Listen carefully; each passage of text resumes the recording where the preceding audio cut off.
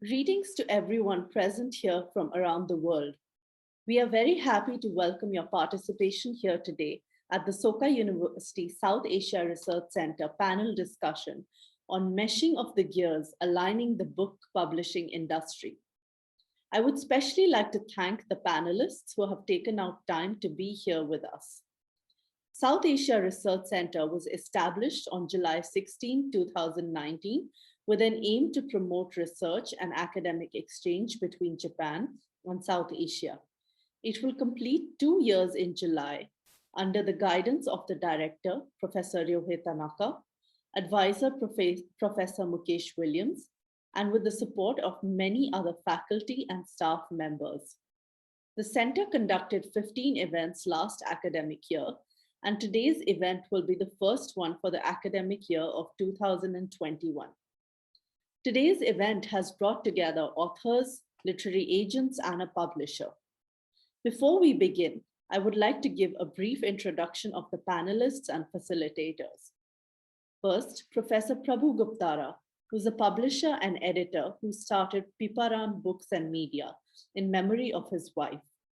Piparan Books and Media focuses on publishing material that nurtures the values of democracy, liberty, equality, and fraternity among Indians and those who love India. Next, Dr. Somdatta Mandal is a retired professor of English and former chairperson at the Department of English, Vishwabharati Shantiniketan. She has edited and co-edited 22 books, published 3 books, 5 volumes of translation, including having translated The Journey of a Bengali Woman to Japan and other essays. Next, Mr. Suhail Mathur is one of India's premier literary agents via his agency, The Book Bakers, and an award-winning and best-selling author of historical mythological fiction. He has worked on over 700 books through his agency. Next, we have Mr. Kanishka Gupta, who is a literary agent, writer, and publishing commentator, and is best known for his globally acclaimed series for Scroll.in called Publishing and the Pandemic. He is the founder of Writers' Side, the largest literary agency and consultancy in South Asia. Lastly, Ms. Moupia Basu is an author and former journalist. She has written Soka, a collection of short stories for young adults set in the India of the 1940s. The Queen's Last Salute, which is the story of Jhansi's queen, Rani Lakshmi Bai, and Anarkali and Salim, a retelling of Mughal-e-Azam. Our facilitators for today will be Associate Professor Anar from the Faculty of International Liberal Arts at Soka University, and Dr. Teramoto, a lecturer at South Asia Research Center and Student Performance Acceleration Center. I would now request them to take over and begin the session.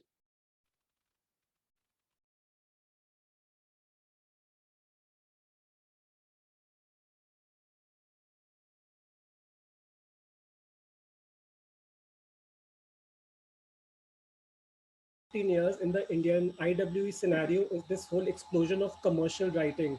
Like authors like Chetan Bhagat, Ravinder Singh, Durjoy Datta. So there has been a fair amount of introduction of English also. Which is smattering of Hindi and regional dialect and English. So a lot of the youngsters they are writing not only fiction but short stories, poetry, insta poetry in English. So yes, a lot of writers feel very comfortable with the language. But my biggest concern is that the themes are kind of like sometimes repetitive. They are also like trying to be too topical, and I feel that this applies more to the literary writing which is originating in the UK and the US. So there's one funny thing that I've noticed, that like many literary novels that are getting created and published in the UK, US first, they don't feel, Indian readers don't find them to be too authentic, and vice versa. There's a lot of good Indian writing happening in English, but unfortunately, they don't find an audience outside of the UK, US, and Europe also, and other countries also, because I think European countries, they follow UK, US. So, normally you have to get a big UK deal or US deal, and then suddenly your book will be sold in 20 languages. So I see that sort of a disconnect. Even within IWE, that IWE, which is homebred, which is originating, which has nothing to do with MFAs, which is homebred, that has a more authentic ring, but that doesn't speak to international audience. But in balance, I would say that the Indian writing in regional languages is far more exciting than the IWE that is getting published. This is my feeling. And if you see the all the prizes in India, whether it's the JCB prize, which is the richest prize, and other prizes, you see translations winning all the time. Or translations getting shortlisted all the time. So I think it's also in the choice of subject that the vernacular writing is doing better than Indian writing, in my opinion. Can I put in a word now? So, Certainly, Professor. Yes.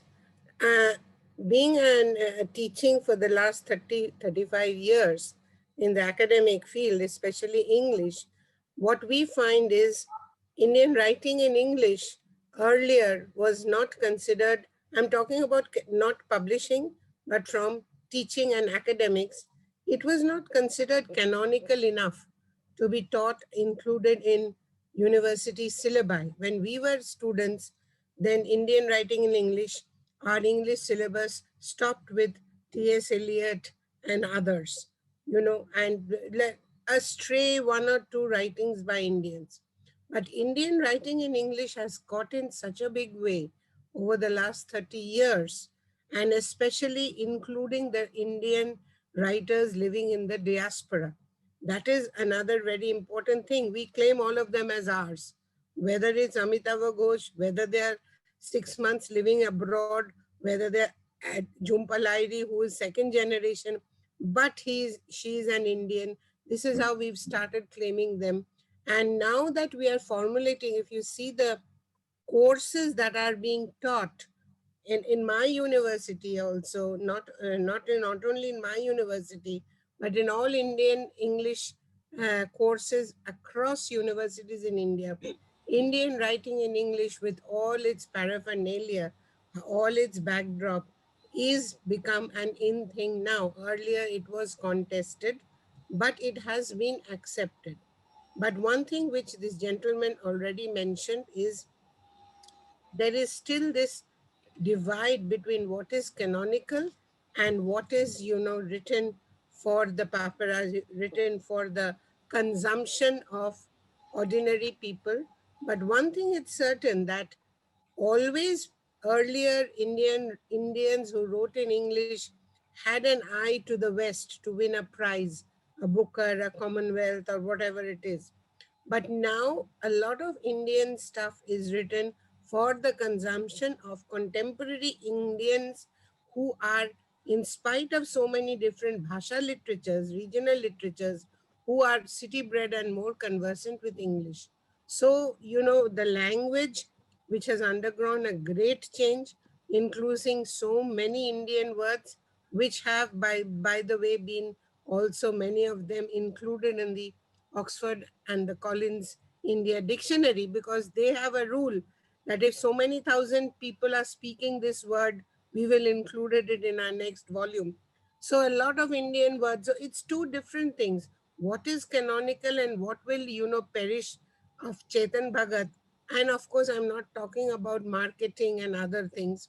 But one thing that has happened, contemporary Indian English writers, they are trying to sell Indian mythology, sell Indianness in such a way so that they can also get some notice outside India. This is what I have noticed as a teacher, and selecting texts and courses to be I, taught.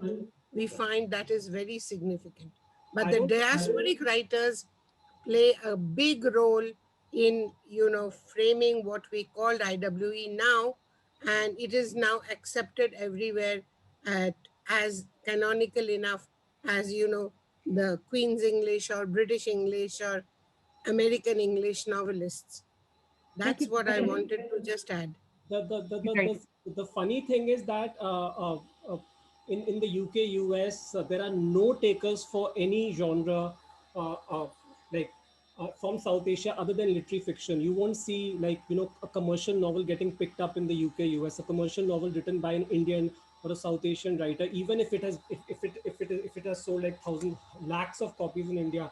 The same thing applies to genre fiction, whether it's speculative, whether it's horror, whether it's children, whether it's YA, and even science fiction. So I think it's just in the West, I think they're only interested in literary fiction uh, Well, from you now have at least one publisher abroad, that is myself, who is interested in non literary fiction from India.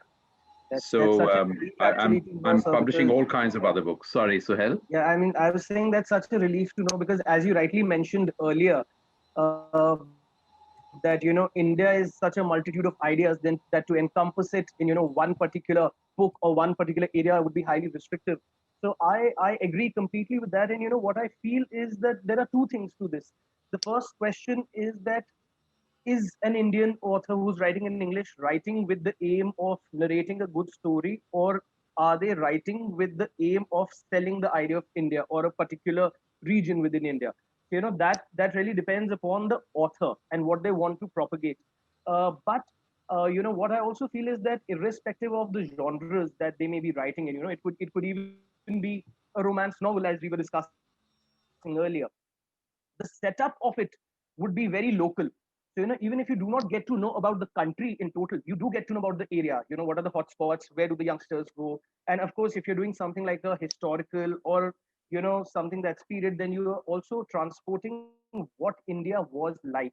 So I think somewhere or the other, directly or indirectly, that part does come into play. So I think something or the other is there for everyone to take. As has already been said, there's been a huge shift, in a lot of Indian writers now writing in English. What I actually feel is that where a shift needs to come in is also in the mindset. And when I say mindset, it's not about people residing abroad, it's in the mindset of people residing in India. So what happens on a lot of occasions is, and I've seen that, is that a lot of people will feel that if there's a book of an Indian author and there's a book of an international author, in a store, they will it'll be their first response that to pick up the book of the international author. And there have been so many people I've come across, who feel that Indian authors writing in English, are probably not up to that level, which I think is highly incorrect. Because if you read the stories, if you read the way that they've written, I think there's been a great shift and a great improvement. And why a lot of these authors from abroad are selling over here is because the audience is open minded. Their books sold in their country first, which is why it's being sold in other countries now. So if Indians think of their writers in a Thank you, similar Mathur. manner. I think we can come back on these issues again. We have some more couple of questions. I think Teramoto Sensei also asked. Just, we are just trying to keep a little bit structure just regarding our timeline. So we will come back on that first question, maybe if we have time again. For the second question. Thank you, Anna Sensei. And we would love to hear the opinion more later on. The second question for you all is that in India, there are many literary festivals, but hardly any literary critique to evaluate literature as they do in the US and the UK, arguably. Does this affect the literary seriousness and significance of literature produced in India? No, that's completely untrue. We have some very well-known literary critics in India, and some of them are now writing for international publications like Nilanjana Roy. We have Supriya Nair, Shoma Ghoshal. We have at least even Manjuna Nair. I can name at least 10 or 15 critics who are like really, really good. It's just that books pages in newspapers are shrinking because of financial consideration, and after COVID it is even worse. So there's a pool of freelance reviewers who no longer find it feasible to be doing freelance reviewing. But we have a very robust literary reviewing sort of culture. In fact, now that has kind of moved to Instagram, podcasts. You have reviews on podcasts, you have reviews, or you have channels reviewing books. So it's not ideal and it's not as great as the UK US, but it is very robust. So we could say that what we lack is actually an institution that backs criticism. If you look at people like Harold Bloom was an academic at Yale, right? F.R. Leavis was an academic at Cambridge. And therefore, they had the institutional support behind them, which meant that what they were saying had an audience and a public. And what we don't have yet, and Professor Mandal is quite right, what we've not had is that kind of institutional support to the literature, which is now coming. When I first introduced Indian writing in English in my courses in Delhi University in the 1970s, I remember the great derision with which this was met by other English language faculty at that time. But now, as Professor Mandal was saying, there's no question about it at all. But what we don't have yet is that kind of institutional, cross India institutional body of community of critics who are feeding off each other and helping each other and supporting each other. But the tradition goes back to Iyengar. I mean, if you look at the first major history of Indian writing in English by Iyengar, that was also a kind of literary critical effort. No history is non-critical. Would anybody else like to Yeah, add? I think you were mentioning about the seriousness of literary festivals in the absence of critiques. But I think what's happening is that there are now, because India is such a huge country, there are several literary festivals that happen, and the good thing is that every literary festival has a vision attached to it. So it caters to different wants, different needs, and some of it might be highly commercial in nature, some might be more serious, some might be an amalgamation of both. So I think it's really about catering to the readers per se, because what invariably also happens is that at the end of the day, every writer has their own vision, which might be literary or commercial. But what these platforms really do is that they give them an opportunity to come and interact directly with readers who would have read their books in large numbers. So Yeah. I don't see that the seriousness of it gets diminished, because at the end of the day, you're still discussing literature, you're still posing questions with respect to writing. And what this has done really is that it has given a lot more people an opportunity to come face to face with authors, early, and publishing houses who were earlier just a name that they used to read on a book. So I think it's a good tradition, and it'll go on from here, strength to strength. It's definitely beneficial for writers and in terms of the sales also. But I have a major criticism of literary festivals is that I think the festival directors need to be less biased. Because I mean, you see like 5 festivals happening in Jan or Feb, or maybe like in a span of 3 months, and most of them have the same panel, same authors, same panelists. So I think in that sense, one has to be like more democratic in order to and promote new writers, and new writers who are not like who are completely like who don't have any sort of backing, because there are a lot of new writers who come armed with a lot of support, blurbs, big literary agents. But that is one of the pitfalls of literary festivals, is that this is the kind of same people going there are all the festivals, and because these festivals need sponsorship, they need money, they have to get one Nobel laureate, they have to get the latest Booker winner, so there are so many compulsions uh, that drive these festivals. Also you have to have your token politician, you have to have your token Bollywood star, so that's a problem with these festivals. And I don't think we have, Suhail, I don't think we have many, niche festivals. We had that crime writing festival which shut down after 2 or 3 years. Yeah. We don't have festivals for, like, we have 1 or 2 festivals for children's writing, but which are the niche festivals? All of them are more or less the same. More mass market.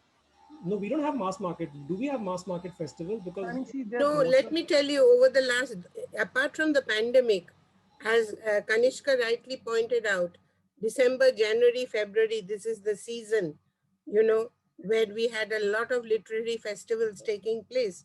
And this year, though almost all of them were virtual, and I found, because I was sitting at home, I found it easy to attend several of them. But unfortunately, the same writer, as you said, in 3 different festivals talking about the same recent book. So after the second day, the third day, I said, It's no point of, listening to a, so they have come to promote the book, and the last book, they go on and on and on. So in every literary festival, if you and I tried to get in, you found three, say, I'm not naming the writers right now, but quite good names, but they were speaking the same thing, reading a few pages from their new book, but already we know about it from the early, attending the two earlier webinars. So as you say, it might be that you need big names. It Yeah, might be, and I'm sorry to say, like I attended a. but it does, I think, give a little platform to new writers who earlier would not probably, whose books, because in India, the major problem is from the books I have written, though most of them are academics. We don't have selling agents. We don't have any agents to promote our books. It's just hand or mouth, or only if someone introduces it in a course that people get to know about it. But this idea of agents, like I remember in the US, one person asked me, "What are you working on?"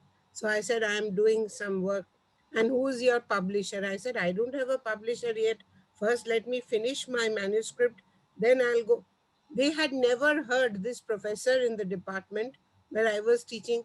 That means you are writing a book without even fixing up a publisher or an agent. How can you do that? I said, in India, that's how it works even now. No, but for fiction, It's even even, now Um, like, Well, I'm so sorry to cut in, but due to our schedule, we would like to request all of you to move on to the second session, and so that we would be able to ask uh, you several questions, so that you can tell us about your work, industry, and publications. So before, I think because we have two format. One is the general question. One is the question for specific those who are presenter here. So we can move one by one, and again we will come back on that general discussion sessions. I think it's really interesting, and I know that. I mean, it's wonderful while I was listening, and of course we can continue. But unfortunately, as a facilitator, we just need to track a little bit time. So I'm going to start with the individual sessions, first with Kanishka Gupta. Yeah. And then one by one, we will do that. And again, we will come back on the general sessions. More or less, this will be our format. So tentatively, 20 minutes time for tentatively for each presenter or each discussant. That will be our more or less. And we have couple of questions, 5-6 questions, but also keep in mind, if there is an extra time, later we may come and join again. And also the participants, they also may join. Thank you. So Kanishka Gupta, we know that within a very short period of time, it's amazing actually to see your success as a literary agent. So you become as one of the top literary agents in India. And also you have published 500 books from the first author. So it's amazing, definitely. And these publications comes from renowned publishing companies like Penguin, Random House, and we know that, Rupa. The success rate is really marvelous. So our question is to a youngest or one of the youngest successful literary agent, when you evaluate the merit of a book, when a new author sent you some manuscript, what are the criteria that you think most important or significant that actually you apply? So for that depends on the genre. So for fiction, the basics have to be in place. You know, your writing skills, language, storytelling abilities, and of course, then the story has to speak to me. The characters have to speak to me. So fiction is different from non-fiction, which is driven by expertise. You know, so if someone is writing a non-fiction, we focus a lot on what they've done in the past. Many journalists tend to write non-fiction, so they have a body of work, and then they decide to work on a non-fiction. So credentials are very, very important for non-fiction. In fiction also, if you have an MFA and if you have, some awards, short story prizes, even though, in India, that ecosystem of, literary magazines prizes is completely broken. Uh, so in fiction, it's we don't look at the creds or the pedigree, so to speak, as much as non-fiction. But I look at something which speaks to me, frankly, Mhm. and because as opposed to the West, wherein you can get anywhere from 200,000 pounds to like maybe 1 million pounds for a debut fiction. In India, the biggest advance that you can hope to get for a big fiction, even after like doing multiple rounds of bidding, is 6 to 7 lakhs, at the most 10 lakhs. So as an Indian agent who's working within these limitations, we have to be genre agnostic. We should only look, we should be open to uh, representing any genre, any kind of writing, as long as it is good. So that is Mhm. one thing that distinguishes me from, and even someone like Suhail, that we cannot be focusing on romance, we cannot be focusing on science fiction, we cannot be focusing on non-fiction. In the US, UK, you have, uh, agents by categories. That there are agents who only do sci-fi. Then there are some agents who do a particular genre within sci-fi.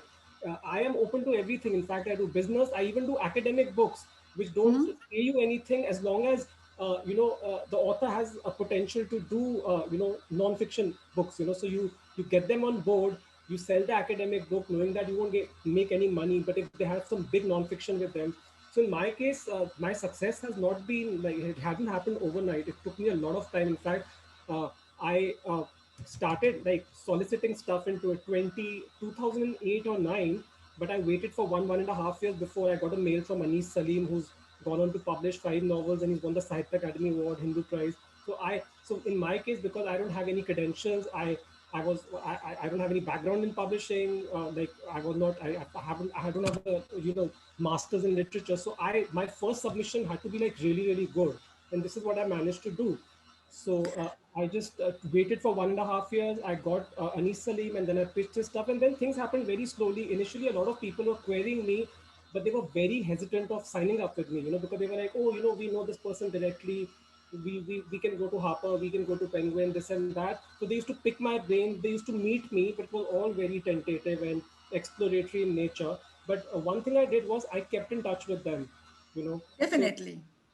people who, so this is basically, it's like a PR thing, relationship building. So if someone is wary of you in 2012, but he tracks your success and he realizes that now it makes sense for me to sign up with this guy because he has access and he can also do PR for me, like get me onto festivals. So there have been instances where authors met me and they said no to me, and they went to a publisher directly, or went to a UK publisher, UK agent, US agent, and now they've given the next bigger bits to me 6 years down the line, 7 years down the line. The Yeah. biggest problem with agenting in India is that, as opposed to UK and the US, agents are competing with their own buyers. So I mean, while I am selling to multiple commissioning editors in different publishing houses, I'm also competing with them. Because they are also reaching out to not my authors, but they are also reaching out to authors directly, and then sometimes the author has to choose between an agent and a publisher.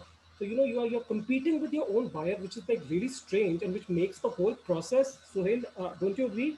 It makes the whole process very strenuous. Yeah, sure. Because we can gaze or we can understand how multiple different kind of skill and factor you need to really It's not. combine. It's just that in the UK or the US, even if an author has access to a major publisher, and even if the publisher wants to do the book, I think 9 out of 10 times they will tell the author to be in touch with some agent and then submit the thing via the agent. यहाँ पे there's no such system like this. That the Yeah. author, some of the indie publishers in India, I'm sorry, but they are even going after authors, knowing very well that the author is represented by an agent and they have a good equation with the agent. It's not as if the author has made an approach to them directly. So it's a bit of a mess. But I started getting success after 2015. When in 2015 I sold 24 books to HarperCollins when Kartika and Ajita were and Meenakshi were there. No, They're now. but this is still a very short period of time. I mean, your success, of course, you work hard, but it's amazing that within a very short, that's why definitely it will be a learning source for others. You already mentioned about Anis Salim. We know that you introduced Anis Salim, Dennis Rana, and Jagannath, some other They're all authors. like this year, last year, an author discovered by me was on the Booker shortlist, Avni Doshi. So that's like my biggest achievement of last year. I also love to represent works from Pakistan and Bangladesh. I have this extraordinary book from Bangladesh, Babu Bangladesh. The author passed away in a drowning accident in Japan 2 or 3 years ago, and we sold the book after his death, untimely death. So I like to do stuff from South Asia, even Afghanistan, Nepal. I have like 50 or 60 authors from Pakistan. I think that will be very encouraging because, of course, India is playing a very significant role in entire South Asia and also not only South Asia, all over the world level. But it will be interesting to see how really they can connect other neighboring countries and also can bring back that kind of South Asian quality and image because, from cultural perspective, it has lots of things that we really can share and we can learn each other. So I'm just going for another question related with your experience with Anis Salim and others, and also the previous question that I asked about what criteria that you think. What do you personally think these new generations, like you mentioned about Anis Salim or Dennis Rana, and also you knew some other authors, what are some of the long-lasting quality that you found in these new writers that really convince you to work with them and to introduce or to push and establish them in that stage? Again, I'll say the same thing. I mean, they have a very distinctive style. Anis Salim's writings, they are steeped in a certain milieu. He's writing about dysfunctional like Muslim families in small town. Semi-autobiographical, very good line by line. Which is why initially I said that I do not understand how some books are picked up in the UK, US, and how some books are rejected. So Anis Salim, despite winning all the major prizes in India, he doesn't even have a UK US publisher for any of his books. He has publishers in France, he has publishers in Germany. So I think it's just, I mean, the stories have to be like very well told, they have to be very well written, authentic, and I mean, they have to stay with you. So, okay. Now, I would like to touch another question because you are not only just a literary agent, you yourself also as an author, right? And you have wrote a novel called History of Hate, which also became quite famous and also got the Malaysian Literature Prize. But as far we know that if you compare with your this career as a literary agent and also author, maybe we can say that your literary agentship is much more powerful or brighter. I mean, of course, this is just so-called that way we can compare sometimes. And also you said that I don't think I'm a writer by temperament, and writing requires preternatural discipline, passions, or attention, that kind of things. But I love multitask. So our intention is to know, do you think is multitasking kind of must in your trade? oh, yeah. You have to be a reader, you have to be an editor, you have to be an administrative person. You have to have a basic understanding of contracts. Huh? You have to be a PR person, you have to be like a manager, and sometimes you have to be a lawyer. Most importantly, you have to be like a counselor, a writing counselor, because first time writers are a nervous wreck, and even some award-winning writers are like very nervous. You know, uh, by nature, so because also if they always keep comparing the new works with their older works, award-winning works, so it is quite a hell of a task. As far as my writing is concerned, my first book had a lot of promise. It was not, I just, it got published in a rush, I mean, it was published by a major publisher. I have a collection of experimental poetry also. It's again with a very major publisher in India, but I don't think right now is the time to publish like poetry, because pandemic, the situation is quite bad. But I also discovered the journalistic side to me. So I started writing on publishing for Scroll in 2016 or 17, and I must have. And then I wrote for First Post. I've written for like international publications also, because I felt, everybody talks about writers, authors, their journey, their 55 rejection slips, 1,000 rejection slips, $1 million deals. But what about, publishing professionals? Do you know anything about their careers, life stories, booksellers, librarians? I would also consider that a form of writing. So I've always been in touch with writing. It's just that my workload is extensive. So I've never been able to focus on, like finishing my books or publishing them. Also there's a degree of self-effacement also. You want to like promote other writers. At some point I will publish my second book. I have a major publisher for that. But yeah, I mean, agents have to be like, and you also need to be very diplomatic and tactful, because Definitely. what if a big author represented by you has issues with a publisher who buys like 70% of your books in a year, so you cannot antagonize any of the party, so there's a lot of diplomacy involved also. So which is why Thank you. if a successful Indian agent has to retain authors, because anyone can sign up like a big author, sell their books for 5 times the money they got for the first book. But will the author be willing to part with that sort of commission for the future books? So it's quite strange. I mean, this whole agenting space, because it's new, and I don't understand why very few people know about agenting in India, even though like agenting has been written about a lot in India. I've been covered like thousands of times, but people still don't understand agenting. They mistake you for publishing professional. Sometimes they feel that by signing you up, they'll become the co-copyright holder. So there's still a lot of illiteracy around agenting, despite agenting being very, very mainstream. So Definitely, definitely. I think now in the recent time, we can see there is kind of rising tendency or tendency in the taste for some kind of sordidness in like in the content.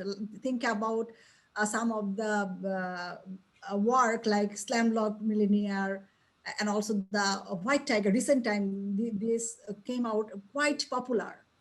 Uh, one thing it is an interest for us to know uh, to what extent or why does you think the Indian sordidness sell, especially in the recent time?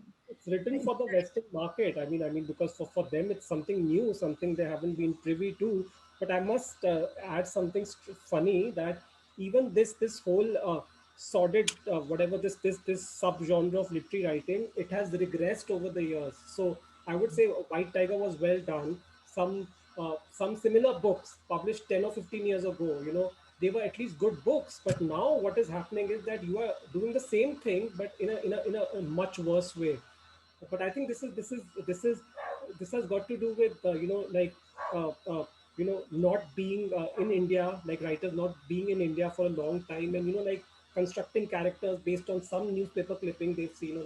Maybe I'm being too harsh, but this is written for the foreign audience. I mean, Indian authors also do that, but there is a ring of authenticity to that. But within this genre also, like the kind of books that were written like 10 years ago, 15 years ago, they had greater literary merit as opposed to what is coming out now, which is even worse.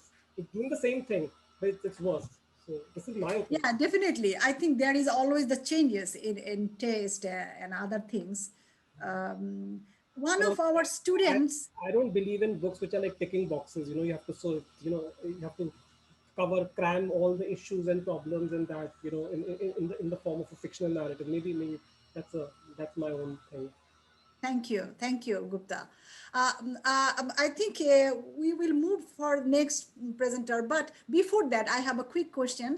That question came from one of our student, uh, because now the young generation, they are heavily rely on ebook and online or digital books, that kind of things. So the question is, what do you think? Will printed books still be read as digital You books, know, or digital books will take the leadership? That changing context, what type of idea you can share for our new so generation? the print is always going to reign supreme. I mean, and the pandemic has proven that. So, as you know, last year there was a national lockdown in India for many months. So nobody had access to bookstores, nor could they, get books from online retailers because books are not considered essential items. So your Amazon and Flipkart were not supplying books. Despite that, despite having no access to physical books, the sales of ebooks and audiobooks did not go up substantially. So ebooks and audiobooks continue to sell, but in the genres, the spirituality, mind, body, spirit, and business, because a lot of entrepreneurs, like corporate people on the go, I mean, they like to read on Kindle. But imagine a scenario where you have no access to print books because the bookstores are shut and Amazon and online retailers are not doing deliveries of books. The ebook and audio sales are still low. So there's no way that in India, going by the pandemic year in 2021 also, and even the past, a few years, that print will face any competition from audio and why should we even think of it as a competition? Because I mean, it's just an additional source of income, right? I mean, if your book is made, if your book is acquired by Audible, or if your book is acquired by Storytel, or if the ebook sells a lot, you stand to make monies. But the print has reigned supreme in a big way. Thank you so much, Gupta. I think it's really interesting to know your experience, and of course, we will continue to know. Our program will continue for next 2 hours, but we have to move now. Moupia, Basu, and but before that, great thanks to Gupta. Thank you so much. Thank you. Moupia Bosho, I heard just like you are Bengali, so we have some identity feeling all the time. And today is our Bengali New Year. In the beginning of our session, we started that. So I am asking you some questions related to your authorship and your writing. I know that you did get interested in the life of Rani of Jhansi. Of course, in Indian subcontinent area, we all have lots of interest on that. And you begin your historical novel with the childhood in the Queen's last solitude. Why you think it is important that childhood to the novel and also to you? Is there any special significance that you feel that it is very important for you to incorporate childhood in that way? Okay, thank you so much, Anar. I would like to, before I talk about my book, I would like to say a couple of things which pertain to the initial questions that were being asked in the session. One is, see, I am essentially, I'm going to speak for myself. I am essentially a relatively new author, and I have been a student of English literature. So there has been a definite shift in my area of interest when it came to writing a book. Having been fed on a steady diet of English literature written by Western authors, and this is something I would like to, in fact, reiterate. Unfortunately, in my entire tenure of being an English literature student in the 80s, and from Delhi University, there was not a single book in our curriculum which was written by an Indian author, which was really, really sad, not even Tagore. So I think, Dr. Mandal, you were talking about this, and which is very unfortunate because it's not that there were no good writers in English at that point in India. Of course, there were very few. Then this sudden resurgence of Indian writing in English, happened somewhere in the 90s. And you were asking this question about sordidness. I mean, I'm not equipped to answer this question. We have Kanishka and Mr. Guptara, who are probably better equipped to answer this question. But I will say that I have seen that, in the last decade or so, there have been more authors in India writing in English who are also presenting a very different perspective of India, a little more positive, perspective of India. I mean, it isn't essential that we need to sell sordidness and poverty in order to make India attractive or saleable in the Western markets. And I'm very glad that is happening, because there's a whole, I think, bunch of authors whole breed of authors today who want to present India in a more positive light. And there's so much of India we can write about. And of course, vernacular literature is probably really doing a great job in this area. But we also have grown up in the 80s and 70s with English as a medium of instruction. Today, have found expression a little more than our previous generation. And we are writing about stuff that we would like the West to know about our country, stuff that we would want them to know about our country, which is removed from only a very dismal state, dismal country that it has been portrayed so far. So, which is why I think historical fiction writing in India becomes very important. And we have some wonderful writers today who are writing Indian history from various perspectives. And this is why I decided to write this book. And to be honest with you, it isn't really Rani Lakshmibai that I was really focusing on, because during my travels, I happened to visit this place in close to Jhansi called Orcha, and it was Orcha which attracted me more than Jhansi, honestly. But the story, like Kanishka has rightly said, that the content is very important. I found this absolutely amazing story lying in the pages of our history, which nobody has ever talked about and not been taught. And I thought that was not just fascinating, but a very important part of our history, and of course connected to a larger, political event at that time, that is the 1857 mutiny. So I pick up these two protagonists. One is a more celebrated, character from our history, Rani Lakshmibai, and my own protagonist.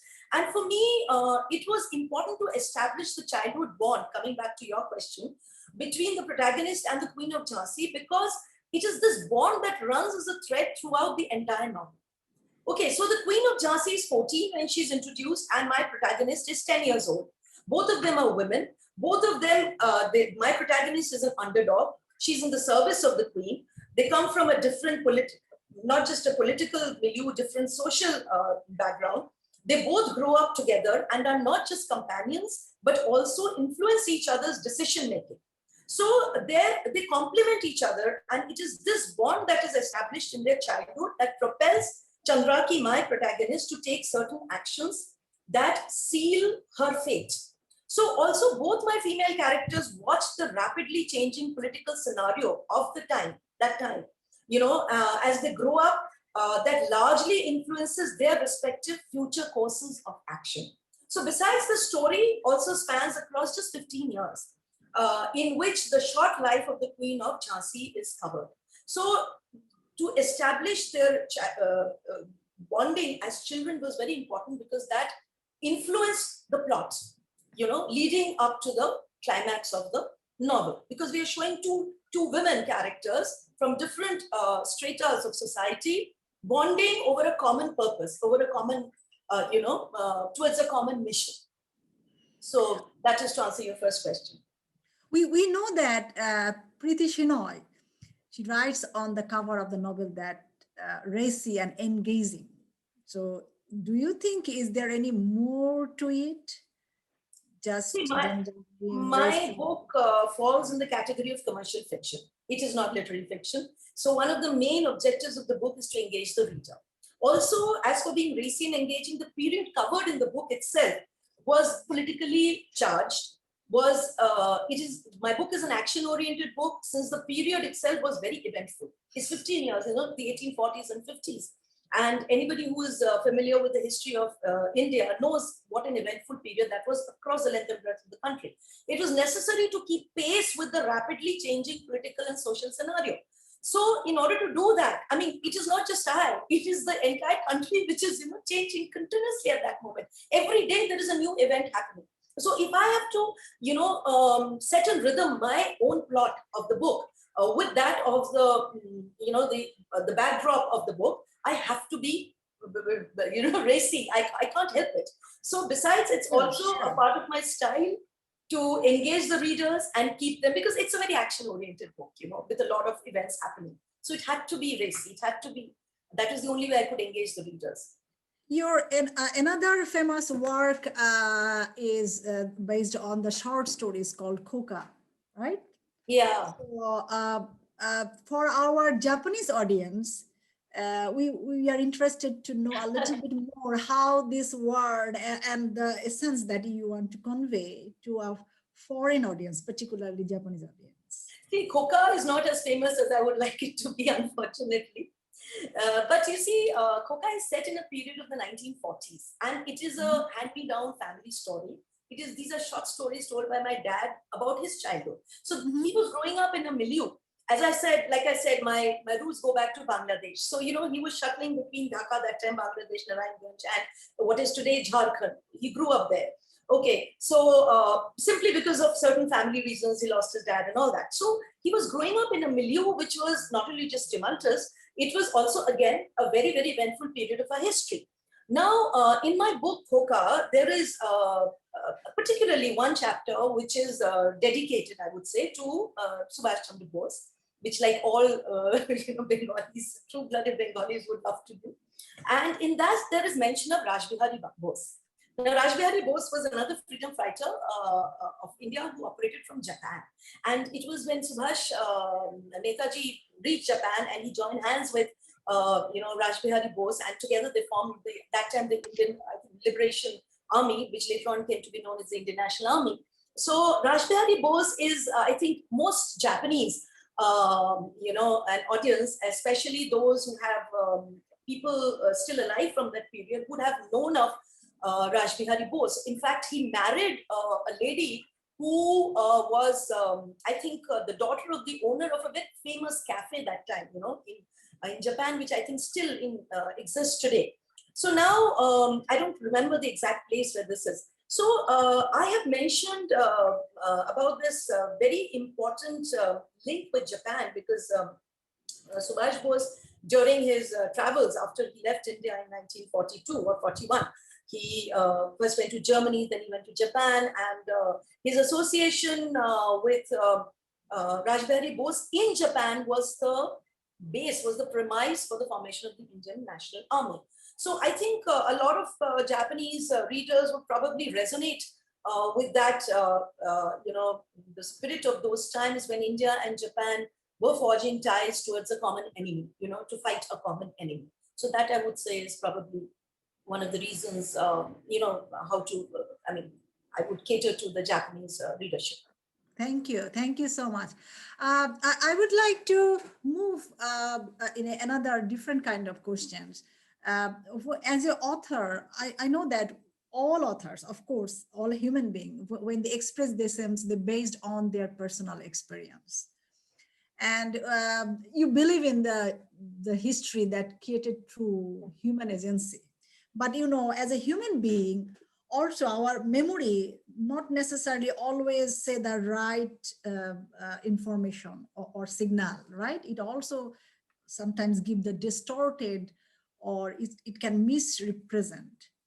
So how you really check the authenticity of the personal experience, particularly when there is some big traumatic events? Think about it could be war, it could be famine, or think about our partitions. So much bitter, and so many people have so much personal experience that could mix up that kind of distorted things, and also the human agency. How you really check? Do you have any kind of device to check that kind of authenticity? See, this hand-me-down family stories or folklore, what we know, go a long way in telling our history. So, especially family history. So, like Koka, for instance, is a family history. So, these are pretty much authentic narratives and first-hand reporting of having witnessed certain important events of the past. And you are listening, in first-person narrative. So, the person has probably witnessed those events. But then we also get a very different perspective than from what has been chronicled, with a definite agenda in mind. So it is difficult for an author, especially an author who's writing history, and whether it is a narrative history or fiction, historical fiction. History can be told from different perspectives, which is a very, very important fact. And it is important that we also take into account hand-me-down stories, folklore as a very important tool of narrating this history, because history, it has a history that is chronicled, history that has been,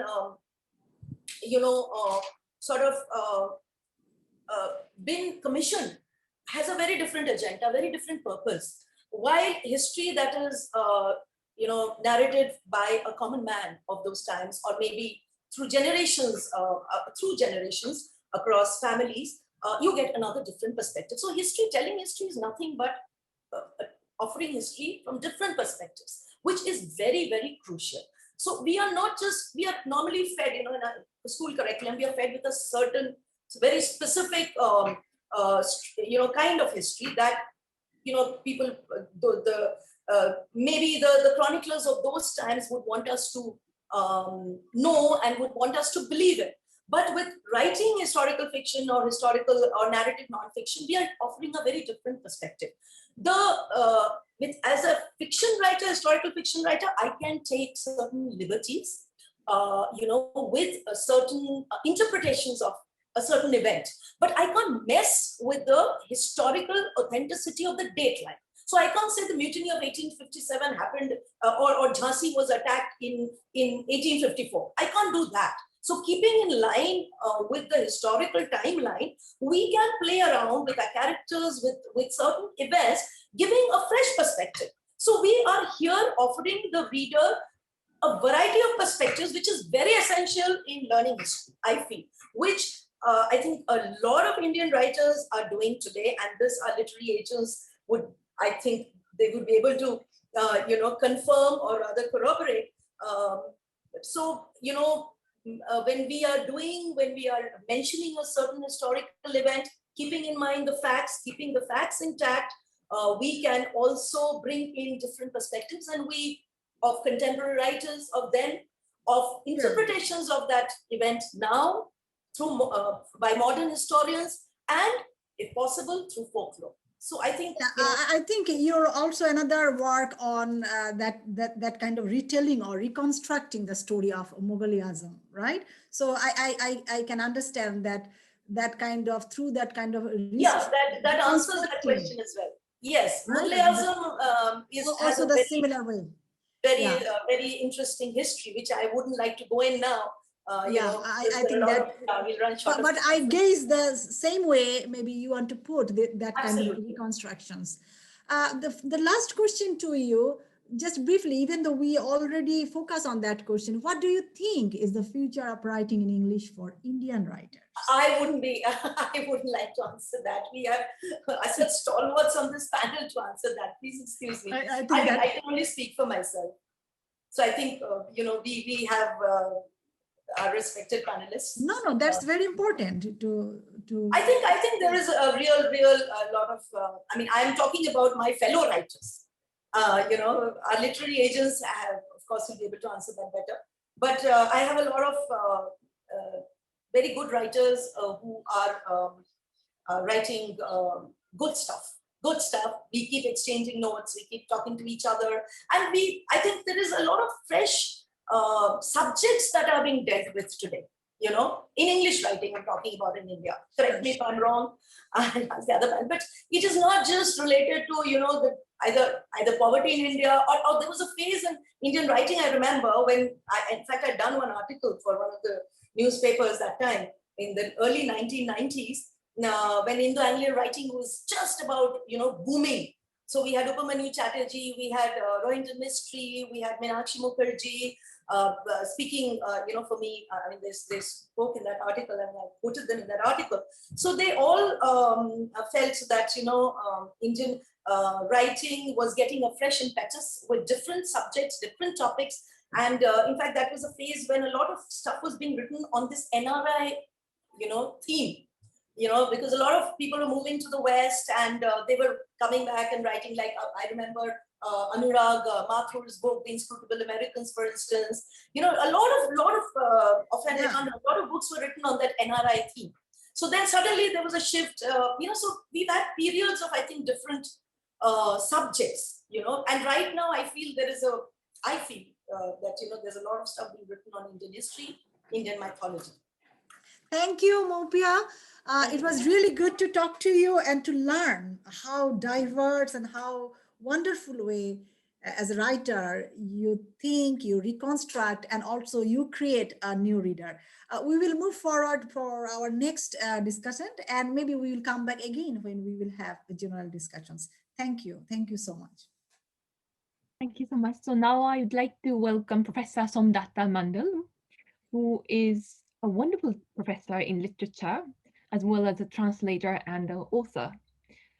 He recently has published a book called The Journey of a Bengali Woman to Japan, which is about the diary of a Bengali woman who's married to a Japanese merchant who established a factory in the region. Now, as a researcher in history, I was extremely excited to know about this publication. And of course, we've met several years ago at the conference in Chandigarh. And I remember Professor Mandal mentioned about the translation of this book. And since then onwards, I was keenly waiting for this publication. So I'm very happy to have you, Professor Mandal. And I have several questions. To have more time to listen to you, I straight away pose a question. So, Professor, how did you come across the book, The Journey of a Bengali Woman to Japan? And why did you decide to translate this book? Well, good afternoon, everybody. I have been working on Indian travel narratives from colonial times, different travel narratives for research projects. And especially, I got interested in women's travel, Indian women's travel in various places of the world. And here, accidentally, I had already translated a couple of other writers, and I came across this book, which has a very interesting history because it was written in the year 20, it was about a lady. It was not an ordinary travelogue in that sense. Here was a Bengali Brahmo family, a woman living in Dhaka in the erstwhile India. It was part of it, wasn't Bangladesh yet. And she occasionally met a Japanese gentleman who had come to seek his fortune and work in a soap factory established by her father. And this Japanese chemist gentleman, ultimately, she married him. And the family got them married. And after a couple of years, she decided that she wanted to go and meet her in-laws in Japan. And so she said, let's go. And without knowing one word of Japanese, they went in 1912. This was even 4 years before Rabindranath Tagore from Bengal had been to Japan. So the years were very significant. She goes and she narrates her experiences in a diary form of how she was received, how language without, communication without language, how mother-in-law and the in-laws treated her, etc. And she came back and she wrote a diary form which was published in 1915 back in Dhaka. It was a 4-month trip. Later, she went again, much later, during the Second World War. Before that, she went again to Japan for a long time with her husband. She got in touch with Subhash Chandra Bose. She became a news reader at the All India, the secret air service that Azad Hind Fauj was, she became the broadcaster there. They went through tremendous difficult hardship of food and living, etc. And they came back much later, back again to India. So this was an amazing, story in that sense. And what attracted me more for translation was 3 volumes were edited and published in Bengali over the years. but no one heard about this because no one wrote a word in English. The first gentleman called Manzurul Haq, who happened to be in Japan, published this, found this from the London archives, a copy of her diary, and published it in 1999. Then a couple of years later, I met a professor at Delhi University who gave me a copy of the same book edited by him. And I said, I'm very keen to do the translation because so he gave me, Shapnan Prashant Chaudhary was called. So he gave me a copy of the book. Again, I find a third edition with new additional articles. So, in Bengali, people were going on with this story, but no one knew about it in English. So this was the time I decided that this must be translated, as I'd already earlier translated a couple of other. Now, let me go a little back. It's amazing story. It's very simple, but what is interesting is the bad way, as I mentioned earlier, about not knowing about any agents to propose your. So when I was in the US for a year sabbatical from the university, and this was 2014. I must give you the details so that you know. And I sat and translated the book there. Then I approached. Whom should I approach?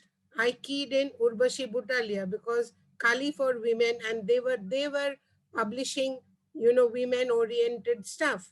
And she readily agreed. She said, send me the manuscript. We will do it.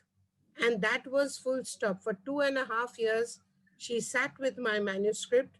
Every time I send her an email, she says, yes, we are looking after it. I'm too busy. And then she says, I've applied for a Japan India fund. If I get that, I'll do the book better. Then she said, why don't I do a print on demand? And it went on for 2.5 years. I was very upset for the sole reason it was 2015 was the 100th year of the book. And I wanted it, this book to be publicized on the 100th year. It was published in 1915. And so after 2.5 years, I got absolutely disgusted. Then in Calcutta, Jadavpur University Press had just started, like, foreign presses, universities, their own branch of. So I told one of the colleagues, I said, would you like to publish this book of mine? So he said, yes, very good. Give us the manuscript. And then another 1.5 years of silence, the manuscript lying in their house. I went on querying. Then they said, yes, everything is ready, but we have given a Japanese artist. We want the book to be special to design the cover. So that Japanese artist took 9 months to do the cover. Now I must show you the book. This is what it came like. It's very pretty, very attractive. I have no regrets, but 5 long years, it took. It was only in the book fair in Kolkata in 2019 that this book saw the light of day after 5 long years. Now, I had been in correspondence. Hariprabha Takeda did not have any children, so she used to live with her nephew and his wife. I had been in correspondence with them. They were very keen, very eager. But now when the book came out, my emails came back. I didn't know that the lady had expired in the meantime. And only last year I got to know through someone, casual conversation, that the nephew was so old, they moved from Bangalore to somewhere in the suburbs of Bombay. I managed to get, and he was in his deathbed, even this aged gentleman. So I managed to get the gentleman, send him a copy. You won't believe his voice was shaking, but he was so moved after receiving the aunt's book, because that is what they were the ones who looked after this lady once her husband died, when Oemon Takeda died. So it was a very good family, and he was really moved that this book came out. And after this book came out, of course, it has been reviewed in several places. And it's not because I translated it, but I recommend you read the book. It's now even available in an e-version. So I just send Mukesh 2 copies for your South Asian Center, to No, have this was physical my secret. copies. Yes, already for the library. When he said, I've sent it. But this is the history I'm telling you. 5 long years. The importance of the book was lost. I was so disheartened.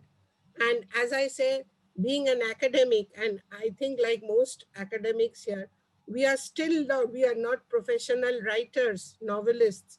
So we still don't know the rigmarole of going through agents. And now that I see a couple of you, I'm feeling maybe in for some later project we might get in touch with you just to help us how to move with things. More, we don't know how to do it. We are doing serious work, then you have to go on begging to people and you sit quiet, not knowing whether it will be accepted or not. But my couple of other translations got published from my own Vishwabharati University Press, Orient Black Swan, and others.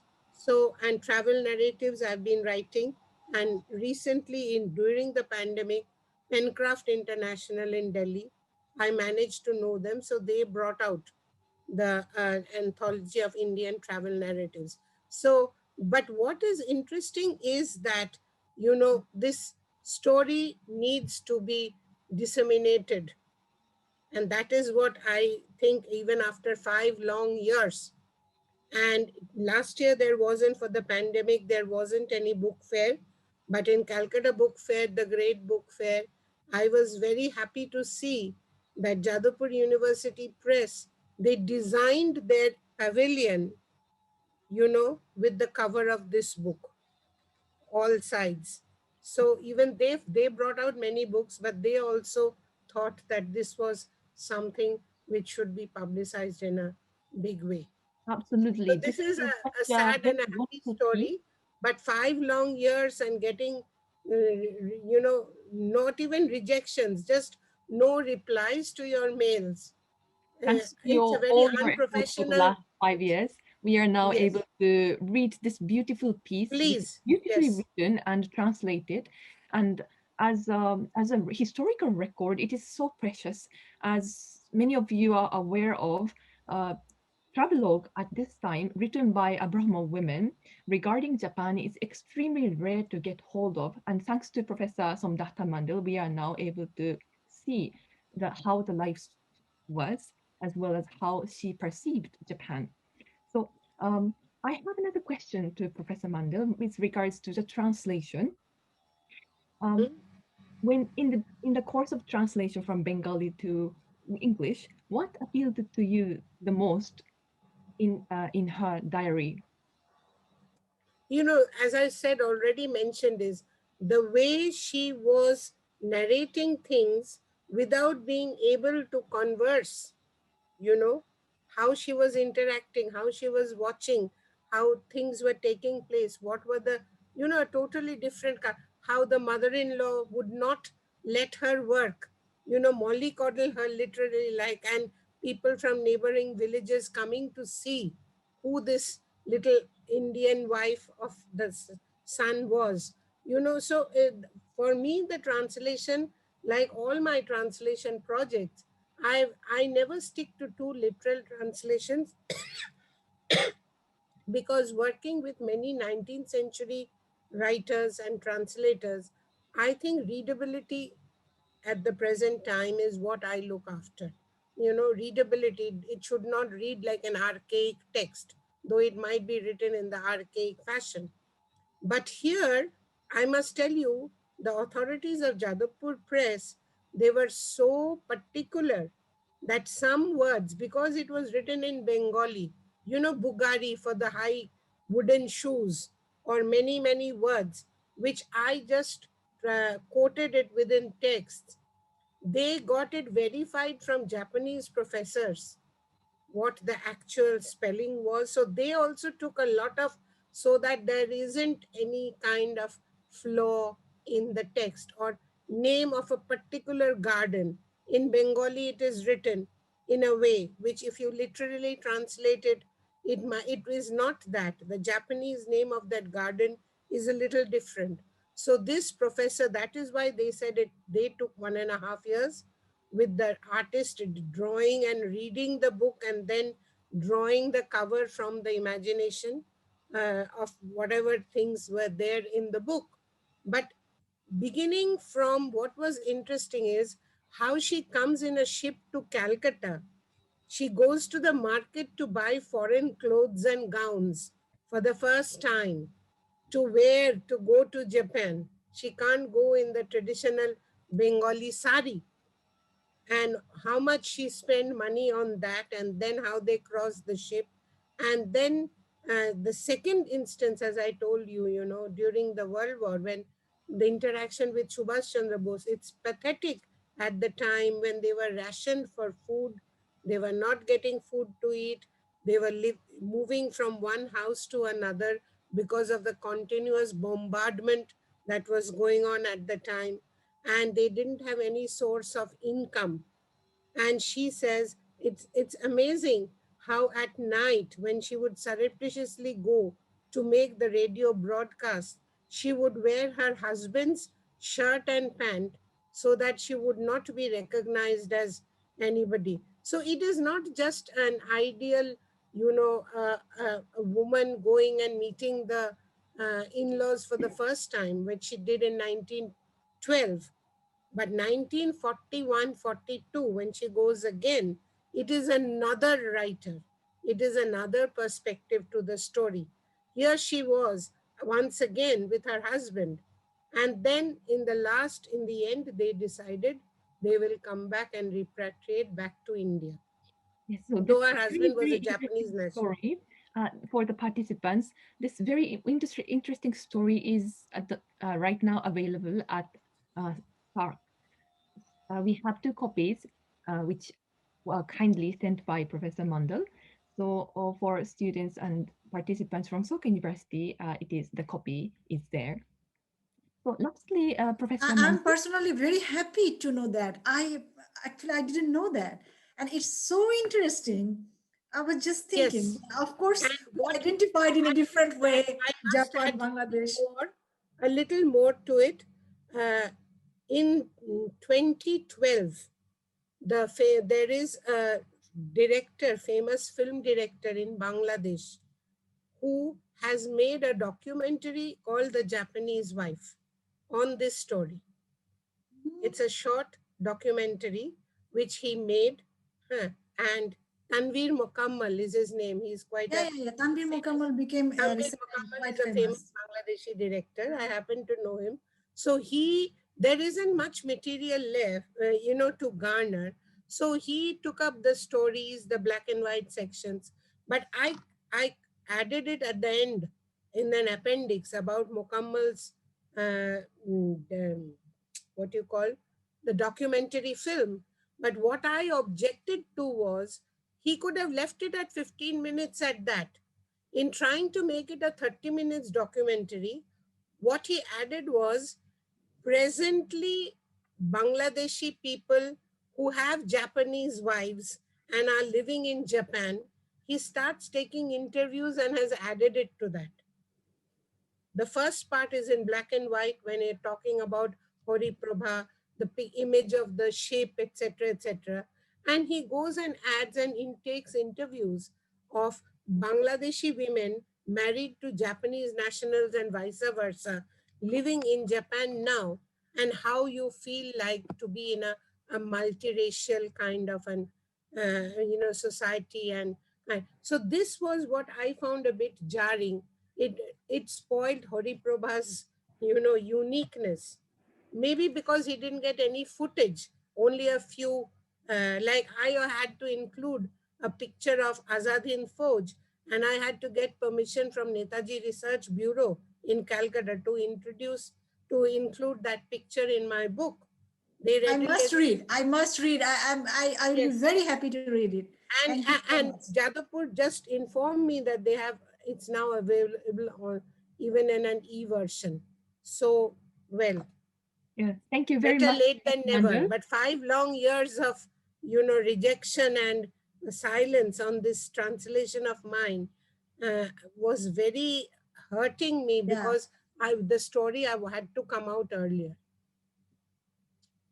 So we now can Found get out, about the just book to and digress half a second, while I was researching, I found out I did not have the idea that during the first decade of the 20th century, at least I could locate 10 other people's narratives, both men and women, who traveled to Japan and wrote narratives, travel narratives on that period of time. So we think people were going to the West. No, there were a lot of people going to China and Japan simultaneously in the first decade. And I managed to unearth many such travel narratives by men and women. Another lady who also calls her diary the same, Bongo Nari, Bengali, they don't say the name. It is diary of a Japanese, of a Bongo Nari, a Bengali lady in Japan. And that came out in 1928 by the wife of an ICS officer called Guru Sadai Dutt, his wife Saroj Nalini Dutt. So the reason for going and their narrative has no comparison with Hari Prabha, this young girl from Dhaka, who went there and who interacted So with the family. we are really thankful that all of you have that kind of great work, and definitely that will contribute to the not only our readership but new generations reader. I think that's very important. That's also very important. Thank you. I think in Japan Professor it needs Mandal. a little. Japanese people will love to read it. Oh, certainly, certainly. This book. Yes. So hopefully we would be able to translate it from English to Japanese in the near future. Yes, why not? So thank you very much, Professor Mandal. Let us move on to the next panelist. We have Professor Guptara, Professor Prabhu Guptara with us. Thank you so much for joining us today. I know that you are extremely busy, and it is our great honor to have you here today. Thank you. Thank you. Professor Guptara is currently running Pippa Ram Books and a publishing house. And I would like to, due to the time restriction, would like to straight away move on to the question to you. First question is, you have started Pippa Ram Books Publishing House to promote values of democracy, liberty, equality, and fraternity amongst Indians, if I'm not mistaken. If that is so, why do you think these liberal values should be promoted to print? Well, we have always had a clash in India, and I'm going back thousands of years, not 10 or 20 or 30 or 40. Thousands of years, we've had a clash between what I might call humane values, in one word, humane values, and values that are non-humane or anti-humane. So if you look at the Buddha, 6th century BC, you can see that he was in his time launching a campaign against, of course, a spiritual campaign, but a campaign against caste and against the oppression of Indian society by the priestly class in India, as well as by the rulers of India who were ruling in a very unjust way. And of course, there was a caste system as well at that time, which still exists and still exists in as inhuman a way outside the cities and so on. And so the battle for humane values is a very old battle in India. And if you take a long historical perspective, you can see that the humane values have sometimes triumphed for a certain length of time, and then inhumane values have triumphed again. So in this seesaw struggle between humane and inhumane values in India, I feel that my little publishing house has some contribution to make. And that is why I started it. And I feel that it is important to speak as an Indian publisher, not only from inside India, which lots of people are doing, which is very good, but also from outside India, and where I'm based at the moment. And I'm the only publisher outside India who focuses wholly on publishing books related to India and by Indian authors, not necessarily on India. Those are the two areas that I focus on. Though I must admit, I also publish foreign writers who write about India. So there has to be an Indian connection in my work. as well as the values that are represented by the books that I publish. Thank you, Suhail.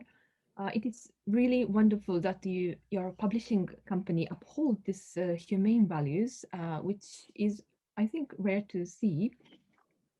Second question is with regards to the first question, to some extent. Do you think writers in English still espouse secular values, and printing writers with a secular bias will allow the values you believe in to survive? Well, I think the first point is that not every writer in English espouses liberal values, just as not every writer in Hindi or Marathi or Bengali or any other language espouses liberal values. So different people espouse different values, and that's up to them. You know, we live in a free market. And in this free market, you can be a Marxist, you can be a capitalist, you can be humanist, you can be an atheist, you can be religious, you can be whatever. In this open market, people can express their opinion. And this is one of the great contributions of the modern world to India, that we have the liberty to express our views. And the problem with traditional India was we had no liberty to express our views. When the Buddha started his campaign, or actually before that, when Mahavir started his work, these people were regarded as not just naive and kind of foolish, but they were actually persecuted. So, and their followers were persecuted. So anybody who presented a dissident point of view, a different point of view from the orthodox accepted point of view, was beaten, killed, persecuted, and so on. They were not allowed to raise their voice. So one of the great contributions of English as a language to India is that it is the language of liberation.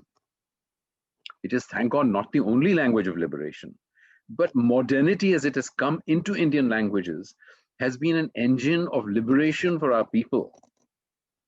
So there are modern Indian writers in English who espouse liberal values, and unfortunately, from my point of view, there are writers who are not espousing liberal values, but traditional anti-humane values are also being promoted, whether in English or in Hindi or any other language. So will printing writers who are expressing a secular point of view enable these values to survive? Yes, I believe so, because by printing or publishing these authors, I'm bringing them to a new audience who would not necessarily have come across them before. So there are many audiences in India, and the English language audience is only one of them. And within the English language audience, there are, of course, different audiences by age, by class, by caste, and so on. But I think when you publish something, you make it available for people. In a way, you are, just as in Professor Mandal's case, she brought the story to light of this Japanese, of the wife of the Japanese man. So I'm also trying to bring to light voices that would otherwise perhaps not be heard. For example, my first book, Abhay Shukla's book on democracy it is titled Politics, Democracy, and Mumbo Jumbo is the title of that book. It is a book of political satire. Now, political satire is something that is not popular in India. You have certain groups in the country who will crack political jokes among themselves. Yes. But political jokes in the public sphere is unknown. Even jokes in the public sphere are unknown. You mock people, yes, but you don't crack jokes. You know, a joke is something that brings us together. We may laugh at somebody else, but we're being brought together by that joke. That's different. But we don't have even jokes in public, let alone political satire in public. So in publishing a political satire, I'm publishing something which is not necessarily going to be very popular, but those who read it may begin to see our politics through a different point of view and regard it in a different kind of way. So that's just an example of bringing these values to a new audience or to different audiences. And I believe that in spite of the existence of social media and Twitter and YouTube and all the rest of it, it is audiences that read that make the long-term difference to a culture. It is not the popular writers that make a long-term difference to a culture. A popular writer will be popular today for this generation, 5 years, 10 years, 15 years, and then he or she will disappear from the scene. But a writer of quality, a writer of class, will not disappear after 5 years or 10 years. It may be only after 50 years that his or her quality is discovered. If you think of Shakespeare, he was not the most popular dramatist of his day. It took over a century before his quality began to be recognized. Today he's recognized as one of the greatest dramatists in the world, but he was not recognized like that in his own lifetime. So I'm doing work for the long term. I'm doing work for the long-term regeneration of Indian culture. I'm not trying to be popular today and make money today. So, Professor Guptara, would you tell us how would you reach out to, or what is your method to find the writer who's shared the same point of view and who uphold the humane values and can last, the quality can last long? What is your method to find out? And also perhaps some of the participants must be interested in reaching out to you. Yes, you know, I'm now 72 years old. I started in publishing in 71. And before that, I was not in publishing at all. So my career has been in business. My career has been with NGOs, and not as a professional, but as a supporter of NGOs. And these are education NGOs and health NGOs and other non-governmental organizations in India, which I've supported for years, for decades. And of course, I have been involved in writing and as a writer, not as a publisher, for many decades. So I have personally a database of something like 40,000 contacts. And so all these people, of course, are aware of what I've been doing for the last year or so. And then when the book started being published, then of course there were launch events and things like that. And my books are gradually getting more and more attention. So I was quite astonished when Penguin Random House decided to start distributing my books. So Penguin is now distributing my books as the largest distributor in India, not only in India, but in 16 other countries. So this is a huge help, of course, because as time goes on, more and more people will discover the existence of my publishing house. And I'm already getting so many manuscripts, I don't have time to really manage them all myself, because I'm a one-man army in publishing. Of course, I use freelancers to help me and support me in editing and so on, but I'm a one-man army. So I'm actually getting more manuscripts than I can handle. And the challenge, of course, as with all publishing houses, is we want to encourage as many as possible to come to you, and then you have to sift, select the best book, the most interesting book to publish. And because I am also genre agnostic, I'm publishing fiction, I'm publishing a literary fiction, I'm publishing trade fiction, general fiction, I'm publishing biography and memoirs, I'm publishing non-fiction books, history and so on. I'm publishing religion, I'm publishing children's books, I'm publishing young adult books, I'm publishing on climate change, I'm publishing on international financial system, I'm publishing on everything. So it's quite a challenge to pick the best books that I can find in any of these areas to be able to put them out in the market in the most effective way. But the challenge for any publisher is always marketing. I see. My last question was the one that you just answered. Well, that was what are the kind of books you are looking for to publish in the coming year and the next? But you have already answered. But if you'd like to add to. Yes, I should say that I've mentioned my first book, which is the political satire. My second book, which I published, was titled Seeking God, Seeking Moksha. And it is a unique book. Of course, every book is unique in its content, but this is unique also in its form. So on the right-hand pages, you have the teachings of Sri Krishna from the Gita. And on the left-hand pages, you have the teachings of Jesus from the New Testament, organized according to topic. What does Sri Krishna teach about God? What does Sri Krishna teach about himself? What does Sri Krishna teach about sin? What does Sri Krishna teach about salvation? And all these are organized point by point. So God, point one, Sri Krishna, point one, etc. And on the other page, you have what Jesus teaches about God, point one. So face to face, you can see all the points about the teachings in a way that has never been done before. I was quite astonished. I thought this must have been done hundreds of years ago, at least 100 or 200 years ago. Never been done. And I'm hoping that this will be the start of a whole series of books comparing different religious teachings or putting them side by side. Comparing is the wrong word, but putting them side by side. For example, I would love to see the teachings of Mahavir and the teachings of Buddha side by side. They were both social reformers. They both had a huge impact on India, but nobody has ever put their teaching side by side. This is a very, So, you know, Islam and Sikhism or so on. So this is another kind of book that I'm doing. Then I've published my third book is a book titled Business Storytelling from Hype to Hack. This is to do with the use of narrative techniques in business. So quite a new field that, you know, that has been developing over the last few years. And then I'm publishing a book called Universal Book of the Scriptures, which takes the New Testament as its base, but at every point where the teachings of the New Testament touch the teachings of other religions, other scriptures, there's a little box which says, the Guru Granth Sahib teaches the following, or the Vedas teach the following, or the Quran teaches the following. So you, using the New Testament as a base, you get an idea of what the other scriptures teach at the same time. And therefore, it's a very fascinating approach to the, which is not published yet, but it's on the way to being published. Then I have a book by a 9-year-old Indian, an author who is 9 years old, writing world history in 3 points. So this 9-year-old boy takes topics from across the range of world history, from prehistory to now, to the end of globalization, decline of globalization. And on each thing, for example, the Ming dynasty in China in the 18th century, what are the 3 most important things you must know about it?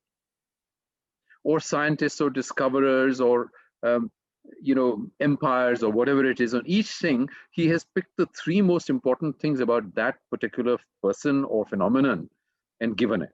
Fascinating book. what is the name of the book, sir?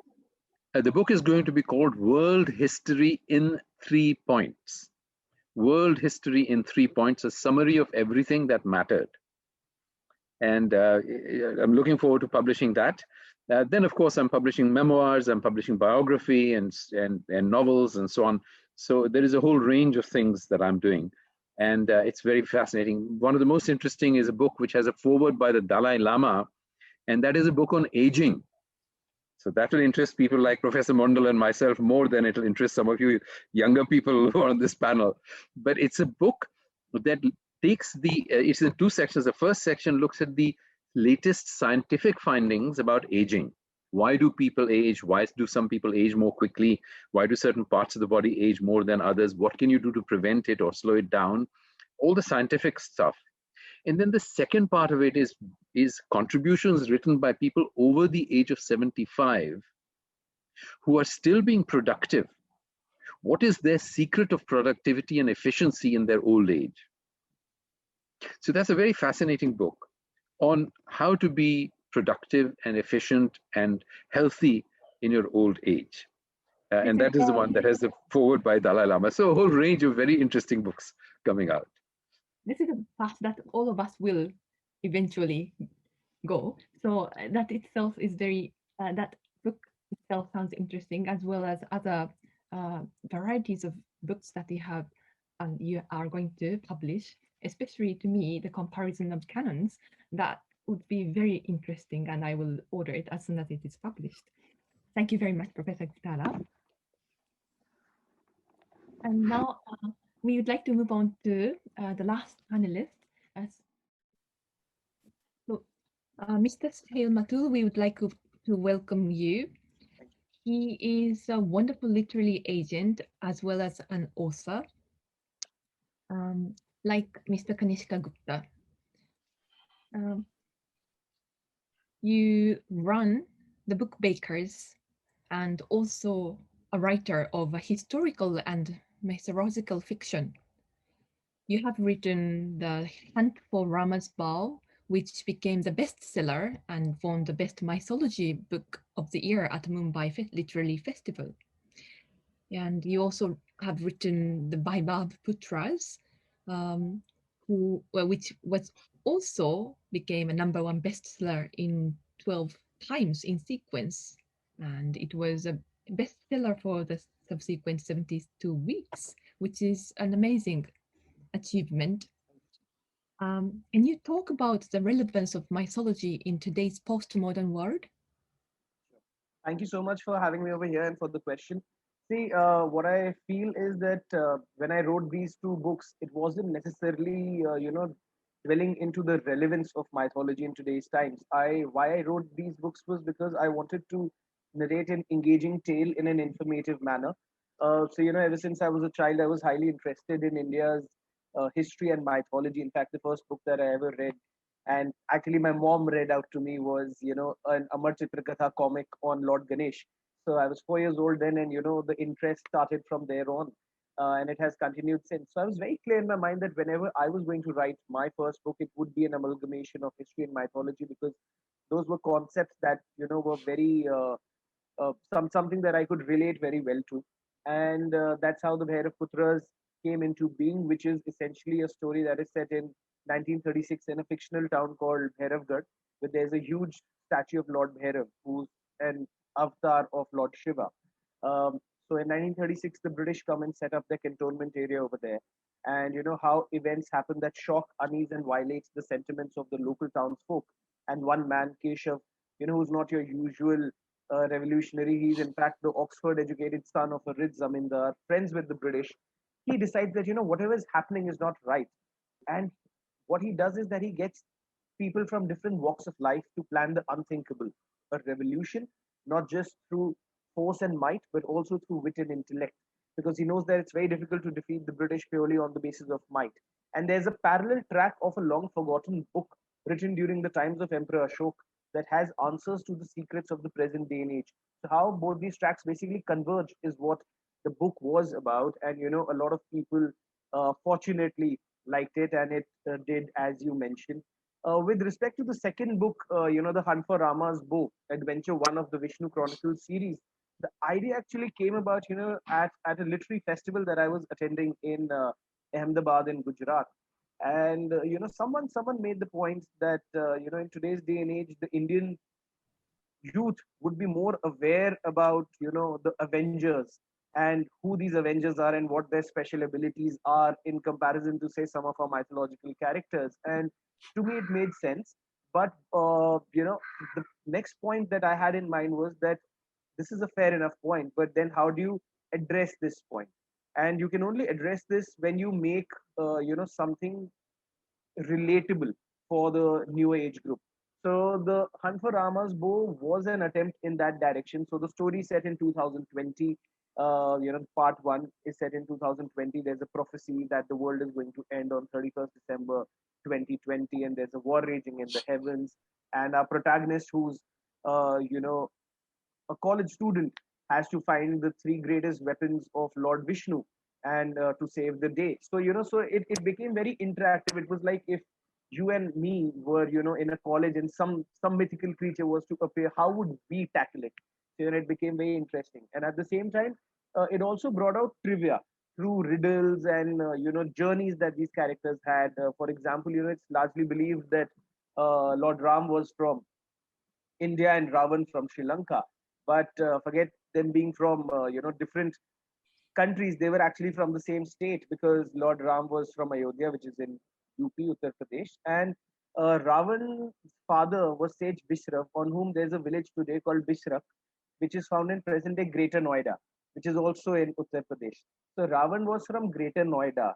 He actually defeated the ruler of Lanka, Kuber, and made Lanka his capital. So he wasn't a native of Lanka. In fact, you'll also find reference to a place called Mayapuri in the Ramayana, which is present-day Meerut, from where Mandodri, his wife, was. And in Rajasthan, there's a place called Ravan Katila, where Mandodri and Ravan got married. So these are facts that people are not aware of. But if one was to write it in a boring manner, then the point would get lost. So the idea was to bring it out through riddles and stages and finding clues, which really appealed, thankfully, to the Indian readers. So yes, that was basically the idea, and not much about the relevance of mythology, but bringing out the facets of our mythology and making the readers of today aware about it was the larger goal. Can I butt in here? Sure. Teramoto Sensei.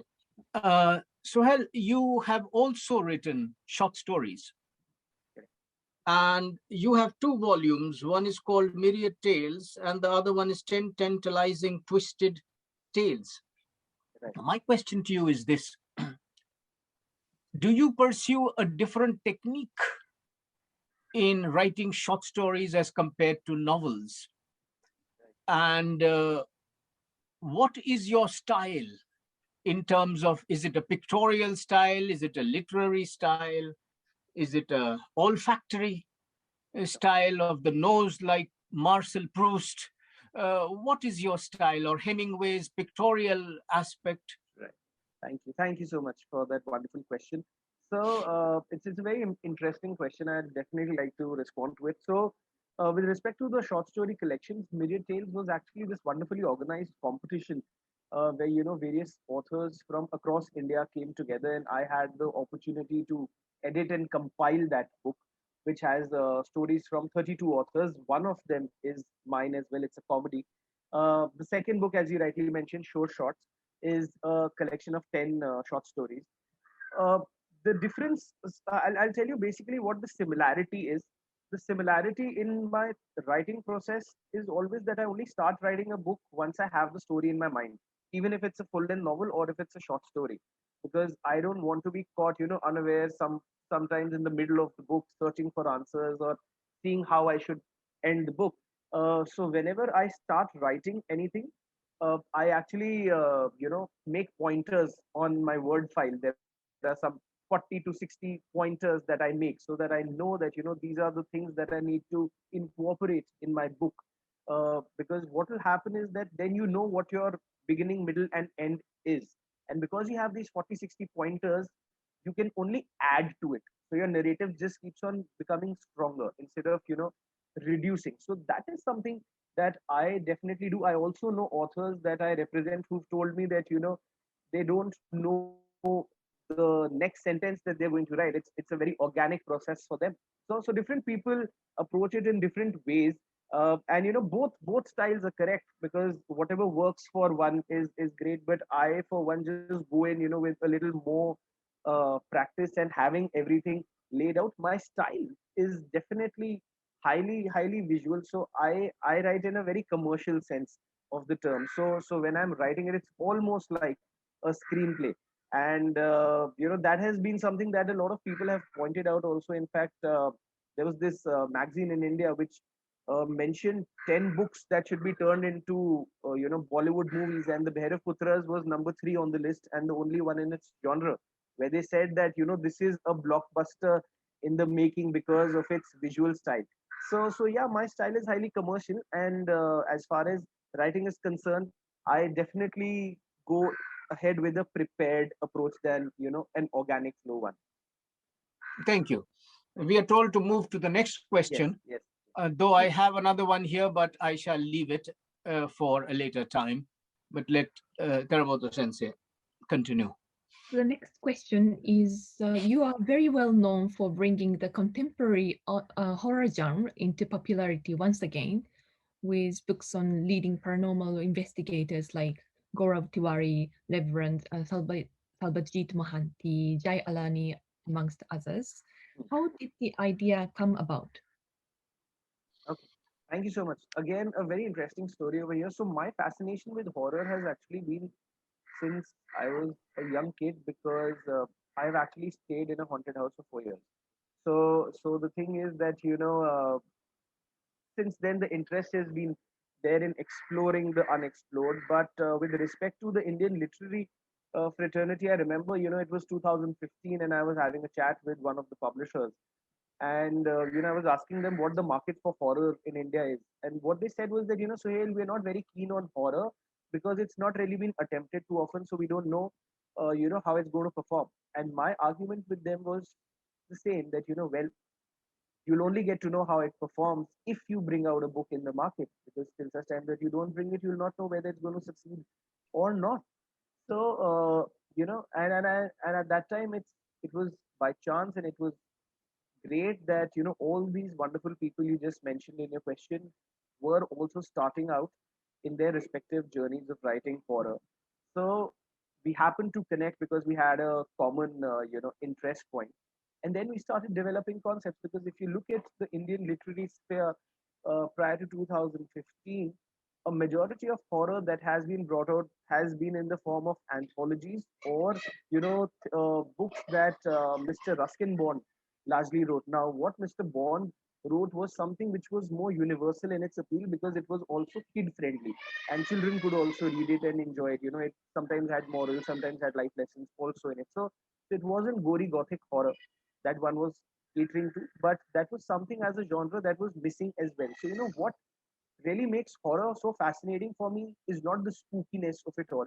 It's the fact that it actually happened with someone and to someone. That is what unnerves me. So a lot of these books that we have done are based on true stories. So Gaurav Tiwari was India's first paranormal investigator, and he started India's first paranormal society. Uh, you know, Sarbajit Mohanty is the world's youngest demonologist. He's also a reverend. He's just 23 years old, but he's a reverend. And Jayalani also is a very famous paranormal investigator. So these people have actually collaborated with authors from the fiction space like Neil De Silva, Abhirup Dhar, and Siddharth Nirvan, among several others, to bring out true stories. 10 of their most fascinating cases, or the experiences at certain places about haunted houses, haunted objects, their most interesting investigations. And it's been lapped up by a larger section of our society, which does show that there is an interest. And a lot of these publishers, major publishers like Penguin, Rupa, Hachette, all of them, Westland, have all shown a great interest in, bringing these out. In fact, I'd like to also mention that most of these books have also found a visual adaptation deal. In fact, the book on the late Gaurav Tiwari has been taken up. There's this very famous web series that released in India recently called Scam. It's based on, Harshad Mehta's Scam story. The makers of that web series are the ones who are now making, the book on Gaurav Tiwari into a web series too. So the director and the writer are collaborating and they're coming on board. So, that shows that there's not just an interest uh, in the literary sphere, but also turning it from the literary sphere into a visual, you know, mode. So that is what is coming out, and I'm very happy that a lot of people are reaching out to me with more and more concepts in that genre, and both from the sides of the producers as well as the authors. So I am always up for new concepts. I think one other concept, one other genre that I am now looking at bringing out in a big way would be science fiction in India, because again, science fiction and horror were the two genres which weren't really out in the open on a huge scale. We've managed to get some sort of good success as far as horror is concerned. So now will definitely move my direction into the science fiction zone too. I have another point in this, if you allow me. Sure. Horror fiction or horror stories are very interesting because writers over the centuries are using or have used horror to bring about reformed thinking. So the horror novel enters the didactic novel. The example of Charles Dickens comes in, that he was a member of the Paranormal Society of London, and yet he was very much interested in reforming people to bring about a good understanding and help for the poor. So he wrote A Christmas Carol with a lot of ghosts and phantoms, as you know. Do you have such a motive in mind that you will use a horror story to bring about a reformed thinking in India? Because it does need a reformed thinking, and the novel is a great horror novel, is a great genre. Absolutely. I think that's a very valid question. And, I would like to give the credit to the authors over here, because the authors themselves have this thought process in mind, whenever they bring out, and it may be with, these paranormal investigators too. So, for example, Jay, who's one of India's leading paranormal investigators, his entire approach of entering the field is to basically nullify the blind faith that exists in the society today. So his entire work, be it in the form of stories or the groundwork that he undertakes, is to basically make people aware of the ills of blind faith in society. Or I mentioned Sarbajit Mohanty. Now Sarbajit is always trying to tell people that ghosts and spirits are not in the form that we perceive them to be in. So he's trying to and he brings out short videos and he tells them that you know it's not something that you always necessarily need to be scared of, because it works both ways. And of course, these people have much more technical knowledge because they've all done their courses in it, and so they are bringing their expertise to it, which makes it again interesting, because people have a lot of preconceived notions in India about what horror is, what ghosts and spirits should be like. You'll probably have a woman dressed in a white sari, walking on the road and scaring people, but it may not necessarily be that, and there are other facets. Also, one dwells into psychological horror, right? Because there are tricks that the mind plays with us too, and those are things that have also been brought out very well by both the fiction as well as non-fiction authors in the country. So I'm happy that these authors, as you very rightly mentioned, have this responsibility. They've understood that what their larger goal is. It's not just telling a spooky story with chills and thrills, but it's also that we give out a message so that the society can become more aware about it. Thank you. So the writer needs to spook the reader to change the world, as you said. Thank you. We go to your next question. Moving on to the next question, Mr. Mathur. Um, you are very much into literary festivals. The Bookmakers has conducted the biggest and longest online literary festival in lockdown last year, with over 600 authors, 91 sessions for 8 days. So, what purpose do literary festivals serve in India, do you think? Thank you so much for the question. So first, I'll talk about what purpose do the literary festivals serve, and then I'll come to the festival that we organize. So see, I think literary festivals are a great uh, platform to connect with readers, to connect with people, more importantly, from the publishing fraternity. Many times what happens is that there are so many books that are coming out in the market, and there are so many books that do well, but the publishers, if it's being brought out by say a younger publisher, some of the older publishers may not be aware of it, but they'll get to know about the book, they'll get to know about the book's success if they see you speaking over there about the book. You get to know how well a book has done. So and the author also gets an opportunity to interact with the who's who of the literary world. So what happens is that there is an exchange of ideas, there is and there is an increased and enhanced respect towards the other person's work, as well as awareness towards that work. So I think literary festivals work very well with respect to that, and I think it also serves as a very good mode of dissemination of information and promotion with regards to one's book or work. Because now what's happening in India is that there are many literary festivals. I think almost each state has one literary festival, so to say. So what happens is that you're basically percolating within the masses, and you're bringing out your book to a greater audience who may have been unaware of that book till then. So it again helps in the exchange of ideas. It may or may not help in direct sales at that event, as we've seen on several occasions that maybe literary festivals, people may be lining up to hear your session, but when it comes to the stores, the sales may not necessarily come along with it. But that's okay, because it may not be that the person has to buy the book then and there at the store. You have online options available, and they may think about it, and as long as they now start following the author and their work, they know that what the author is capable of bringing out, and even a subsequent work that they are bringing out may appeal to them, and they may buy it. But the seeds of the second work were actually sown when the author had gone to promote his earlier book at another literary festival. So I think literary festivals work well. I have been to several of them, and I have interacted with so many people who brought out new ideas, people who were you know uh, people who had ideas in their mind but did not know how to execute them. So they've reached out to me, and we've been able to successfully execute them and get them publishing deals. So I think that is the true success of a literary festival.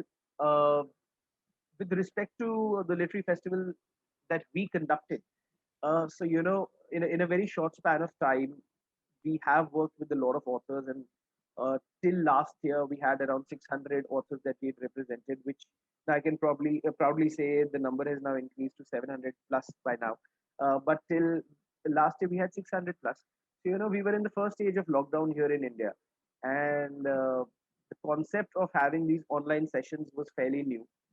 And I just felt that it would be a wonderful activity to undertake, because the readers as well as the authors were all sitting at their own home. So you may be in Assam, the author might be in Mumbai, but here was a great opportunity to sit in the comfort of your home and hear these people and interact with them one on one, right? And at the same time, I've always said that, for me, all my authors are equal. It doesn't matter whether it's a first time author or, a 5-time national best selling one. So what I wanted to do was I wanted to give every author of ours an equal opportunity to not only be in a session, which had these stalwarts participating and speak as an equal, but also get an opportunity to interact with the readers one on one. So that was why we initiated it. And to be really honest, I'll give you a very interesting trivia over there. We conducted this entire festival of 600 authors over 8 days, and there were 91 sessions. Started at 10 in the morning, went up till 10 in the night, and it was across 27 countries. The speakers were from across 27 countries with a manpower of just 4 people. So there were just 4 people who were behind it, and we were churning this festival out. So very, very happy how it turned out. It received lots of accolades. There were publishers who actually wrote in to us saying that Suhail, what a brilliant initiative. So that's how it was. When you try something new on a large scale, it definitely works. The scale is not really important, I would say, but in our case it became, because we wanted to give everyone an opportunity. So yes, very proud of how it happened, and also most importantly how these young authors responded to it, because when they spoke, you couldn't differentiate between who was the fifth time author and who was the first time author. Thank you. Can I add to what you've said, Suhail? This is something that I'd like you to might have thought about it, but when we were students, we studied a lot of good literary critics like F.R. Lewis, and recently you had Harold Bloom, who passed away, and they would evaluate literature. This was good, that is not good. So, I mean, lots of writers are published, but most of them vanish. It's today, it is the 21st century, is the era of what is called soap bubble popularity, I call it. So, in today, vanish tomorrow. And so, I mean, sadly, you don't have to answer that, but sadly, we don't have a literary critic in India. So who can evaluate and assess? We have not produced one. But in your opinion, as a writer and as a literary agent, which are the 1 or 2 books you think would survive a century? So thank you so much for that question. Well, whenever that question is posed to me, I generally refrain from responding to that, and I'll tell you why. Because all books are dear to me, and I genuinely feel that why I do want to bring out newer genres is because what happens is that in a creative field, be it a song, a movie, or a book, you'll never have 100% acceptance or rejection towards a particular work of art. So which is why even if you have a literary critic, uh, their criteria to evaluate a novel might be different in comparison to what an average reader might be looking at. So my idea is to bring it out to the masses for them to see. I mean, Sholay has been one of India's greatest movies, but they'll if you even if you ask 100 people, probably there'll be 10 who will say that they didn't like it, and there'll probably be 10 who will say that they liked Ram Gopal Verma's Aag.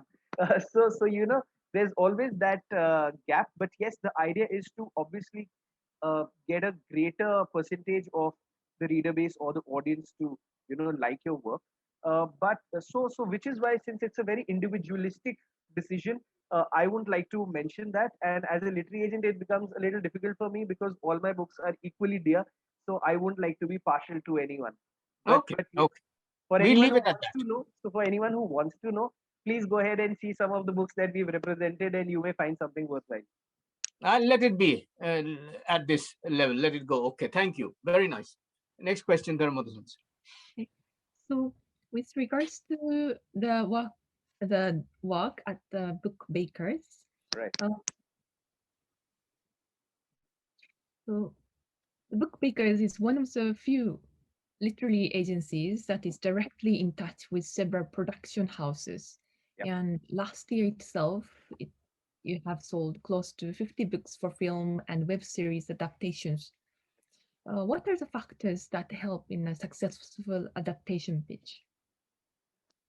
Thanks for the question. Very interesting, actually. So, what I feel is, and it was something that I was harping on for a very long period of time, was that India per se, uh, Indian producers per se, have actually joined this bandwagon of adapting books into movies or web series at a very later stage. They've been a little slow over there because if you look at the West and in Hollywood, most of the big movies or the series, be it in a thriller space or a fantasy space, are all adapted from books, be it Harry Potter or Percy Jackson or Jack Reacher or James Bond. All these have their genesis, in books. But whereas in India, that wasn't the case. That wasn't the scenario. The sudden, uh, you know, interest in this has started with the advent of web series starting in India. So even till such time that just the movies were playing, the interest wasn't there. But since web series have started, web portals have started asking for, books to be turned into visual adaptations, and that's where the producers have got all excited, and so have the platforms. Uh, so it's a fairly recent phenomena, and I think it's a positive one because I personally feel that as far as Indian authors are concerned and their writing is concerned, they give out essentially very interesting stories. And most of the writers in India also have a very visual style. So it makes it easy or easier for the producers to, take up the books and adapt it into a screenplay and then eventually into a visual adaptation. Now, why this is so important, and we felt as a literary agency we should be at the helm of affairs, is because it's a mushrooming industry as far as the book adaptations into AV deals is concerned. And secondly, you know uh, book advances can't really compete with the kind of money that the movie business has, because the movie business has uh, they're made on a greater scale, they have greater budgets, so everything is in proportion. So the idea is to know what every production house or platform is looking for, and giving it out to them at the right point of time. In fact, there are some books that I have sold to production houses even before they have released in the market, and even before, in cases, they found a publisher, because once an author sends out a script to me, I have signed up with them, so I have the rights to pitch it. And I pitch that idea or concept as some producers looking for a certain genre. I pitch that out, and they're happy with it because it's essentially eliminating competition for them, because if the book was out there in the market, then there would be several producers vying for it, and then it also becomes a win-win situation for a producer, for a publisher at times, when I tell them that XYZ producer has taken it up, so they know that it's going to be a big budget movie or a web series. So when it comes out, it's also going to help the book. Publishers invariably take the movie poster and make it the book cover and promote it. So it becomes a win-win situation. So I think it's very important to be at the right place at the right time, and I think this is the right time, and which is why we are seeing the kind of success we are seeing. Whether it remains for a longer period of time remains to be seen, but till such time it is happening, it's always great, to bring out as many books in the sphere as you could.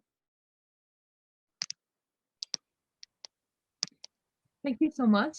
One last question. Uh, what advice do you have for writers before they submit their manuscript to you? Okay, so the advice that I have is that feel free to send out whatever you want to, because many times I've seen that authors are shy of sending out scripts, and sometimes what happens is that authors send out material to me and they write that is my book good, will people read my work. And I think that needs to go, because I always tell them that, again, something that I've been continuously mentioning. Let the decision be left in the hands of the readers. Every author, whenever they're writing a book, they don't intend to write a bad book, right? So for them at that point of time, it's the best work that they could have written.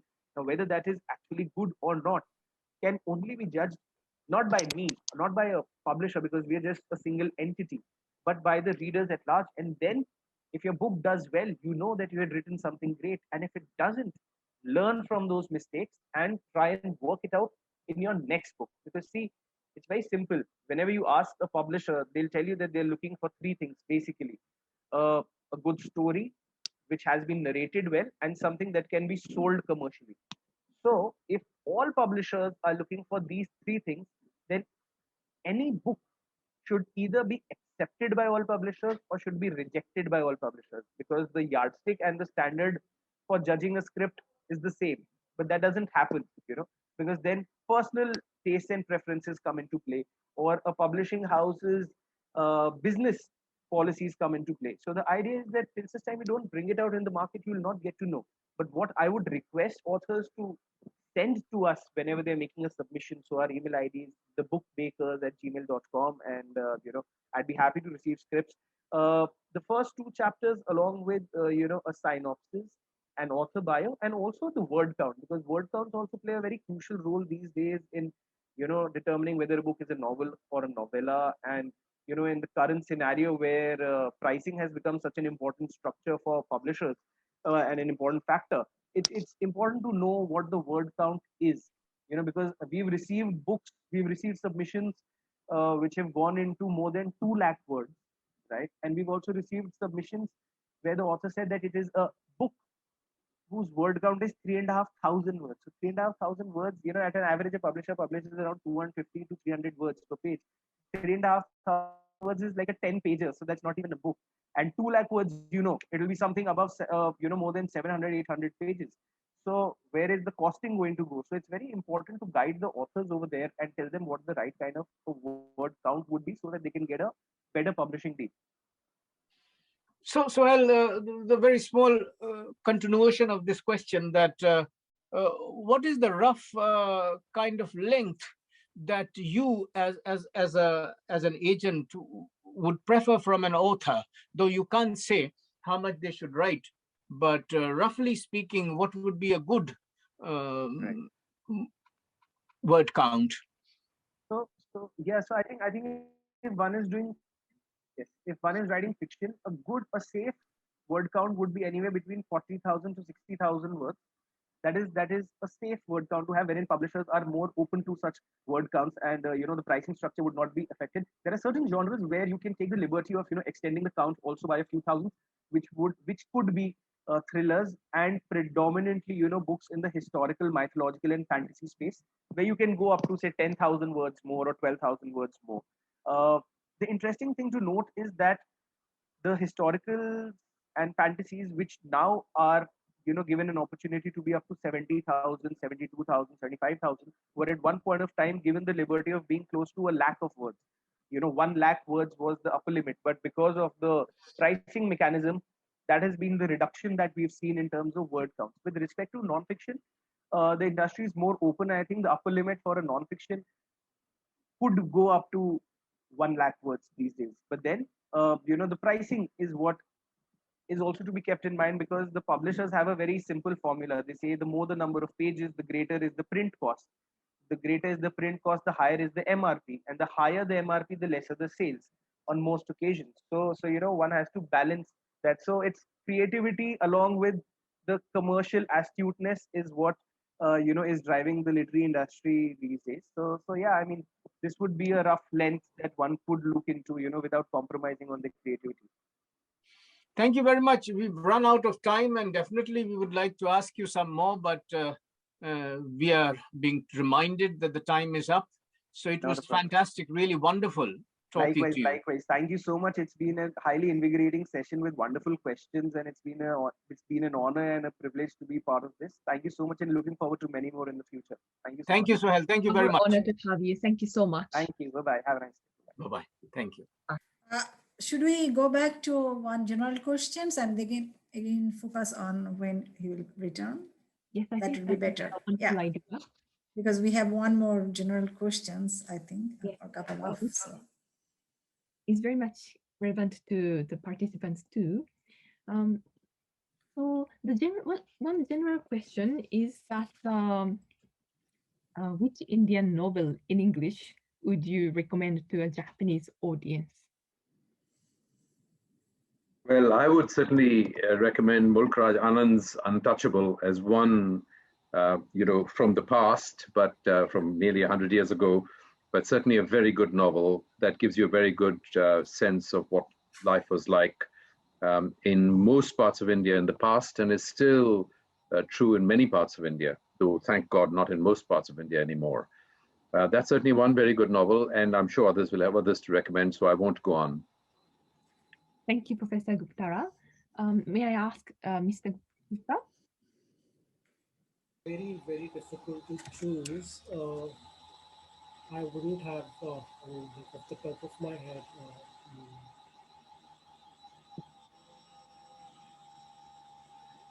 There's this magic realist collection of interconnected short stories by this UAE-based writer Deepak Unnikrishnan. So he's talking about the plight of the Malayali migrants in the UAE, but he's telling it in the form of he's telling the story through the lens of magic realism. So I was quite taken by that book. It's Deepak Unnikrishnan, Temporary People. That's one book that I would recommend. Other than that, the books by Manu Joseph, Serious Men, that is another interesting book. Books by Hansta Sovendra Shekhar. Meena Kandasami's second book, When I Hit You, which like a auto fiction. So these are my recommendations. Thank you, Mr. Gupta. Continue. So meanwhile, let me also recommend Shashi Tharoor's The Great Indian Novel. It's another book that I think Japanese folk would enjoy and would be another introduction to India. There's also, of course, Vikram Seth's A Suitable Boy. There's Amitav Ghosh's A Sea of Poppies. There's a whole string of other novels that can be recommended. But I think as an introduction to India is what I'm thinking. These would be some good books to think about. Thank you, Professor Guptara. Get an introduction to Japanese publishers who are looking to translate, contemporary writing in English and other languages, Indian languages into Japanese. So because I don't have access to Japanese publishers. I know there are some very major agents in Japan, but they're primarily sub-agenting for big agencies in the UK, US. So it'll be really good to get an understanding of what they are looking for from the subcontinent, not just India, but Pakistan, Bangladesh. Yeah, I think from South Asian perspective, it's really will be very useful. And also our center, South Asian Research Center in Soka University, we are also trying to, of course, right now, it is well focused on India because of lots of resources are also there. But how we can reconstruct, that's also really matter. So we have that kind of intention. Are you offering incentives and grants to grants to facilitate translations in this cultural literary exchange between Japan and India? Is that something on the agenda? I know of a project that Jadavpur University Press has now taken up with some Japanese professor there of translating Rashbihari Bose's works. Yes. In fact, it's going on. Yeah. I don't know the greater details, but this lady went to Japan to finalize, the deal about bringing out Rashbihari Bose's writing. Yes. Debolina. Debolina, I'm talking about Debolina. Yeah, Debolina is also working with me. She's doing a fascinating translation. She's translating Vibhuti Bhushan's horror stories. Created a character, Taramnath. Debolina was the one who was sitting with to finalize the beautify, you know, my book for 5 months. I with find a- it very professional. I don't know, maybe it's the Yes, whole- it's all right. But she went there to do Raspberry, which I think will also be an interesting project. I don't know much details, Look, but there in the Somdatta, I just see the chat. I've shared a link. So this is basically the history of Jadavpur University and how they, like operated during the pandemic. So Devalina wrote a piece, and I think this is the first time Jadavpur University has been written about because nobody knows about their origins, how they started out. I've sent you the link. I think I read this already. Yeah. This is the part of my series. Yeah. Okay, because I read this. I read this already because I was wondering how they went on during the pandemic and how they survived. Yeah. May I briefly respond to what Mr. Gupta mentioned about the translation into Japanese from English publications? Yeah. I'm not from this industry. What, as far as I am aware, as you may all know, the number is very small, and that is due to many reasons. But I could see in the last 10 years to 15 years, the publication on India, especially of course in the area of business, are growing, and some of that Amitabh Ghosh's literature are translated primarily by scholars on India. So at the moment, who are the most popular Indian writers in Japan? I would say Amitabh Ghosh, and at the moment Chetan Bhagat, perhaps. That is translated into Japanese. No, not in Japanese, but English readers amongst Japanese. Okay. Due to the Arundhati also may be quite popular. Arundhati. Sure. Writers and translators are also in dire need of funds. I mean, like residencies, funds. Because it's not easy to like be a full-time writer or to be doing taking on a long-term project while having a hectic day job. And the pandemic will make things worse. So I mean, if your institute, if they can have set up some residencies or like maybe add some residencies if you already have some, so it'll be really good.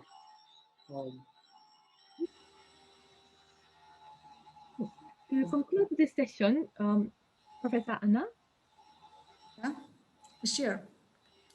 It was really a wonderful event to have that three category of people, those really behind this ultimate product. When we get a book or book publications, it's not only the author, we know previously author and publisher, but now new item came, and that has a very influential role, literally isn't. So I hope, and also the academic institutions like in our university and our centers. So I hope in future we can work together, and also we can promote South Asian perspective, not only South Asian as a whole. We want to contribute and we want to share our work, but also particularly focus on South Asian. Thank you so much. I think it was wonderful to have you all. It was a wonderful evening here in Japan. Thank you. Evening, I'm not sure. Thank you all. Thank you, and, Mr. Mandal, Mr. Gupta, and Ms. Basu. Thank you. Bye-bye. Thank you. that's all for today. Thank you. Bye.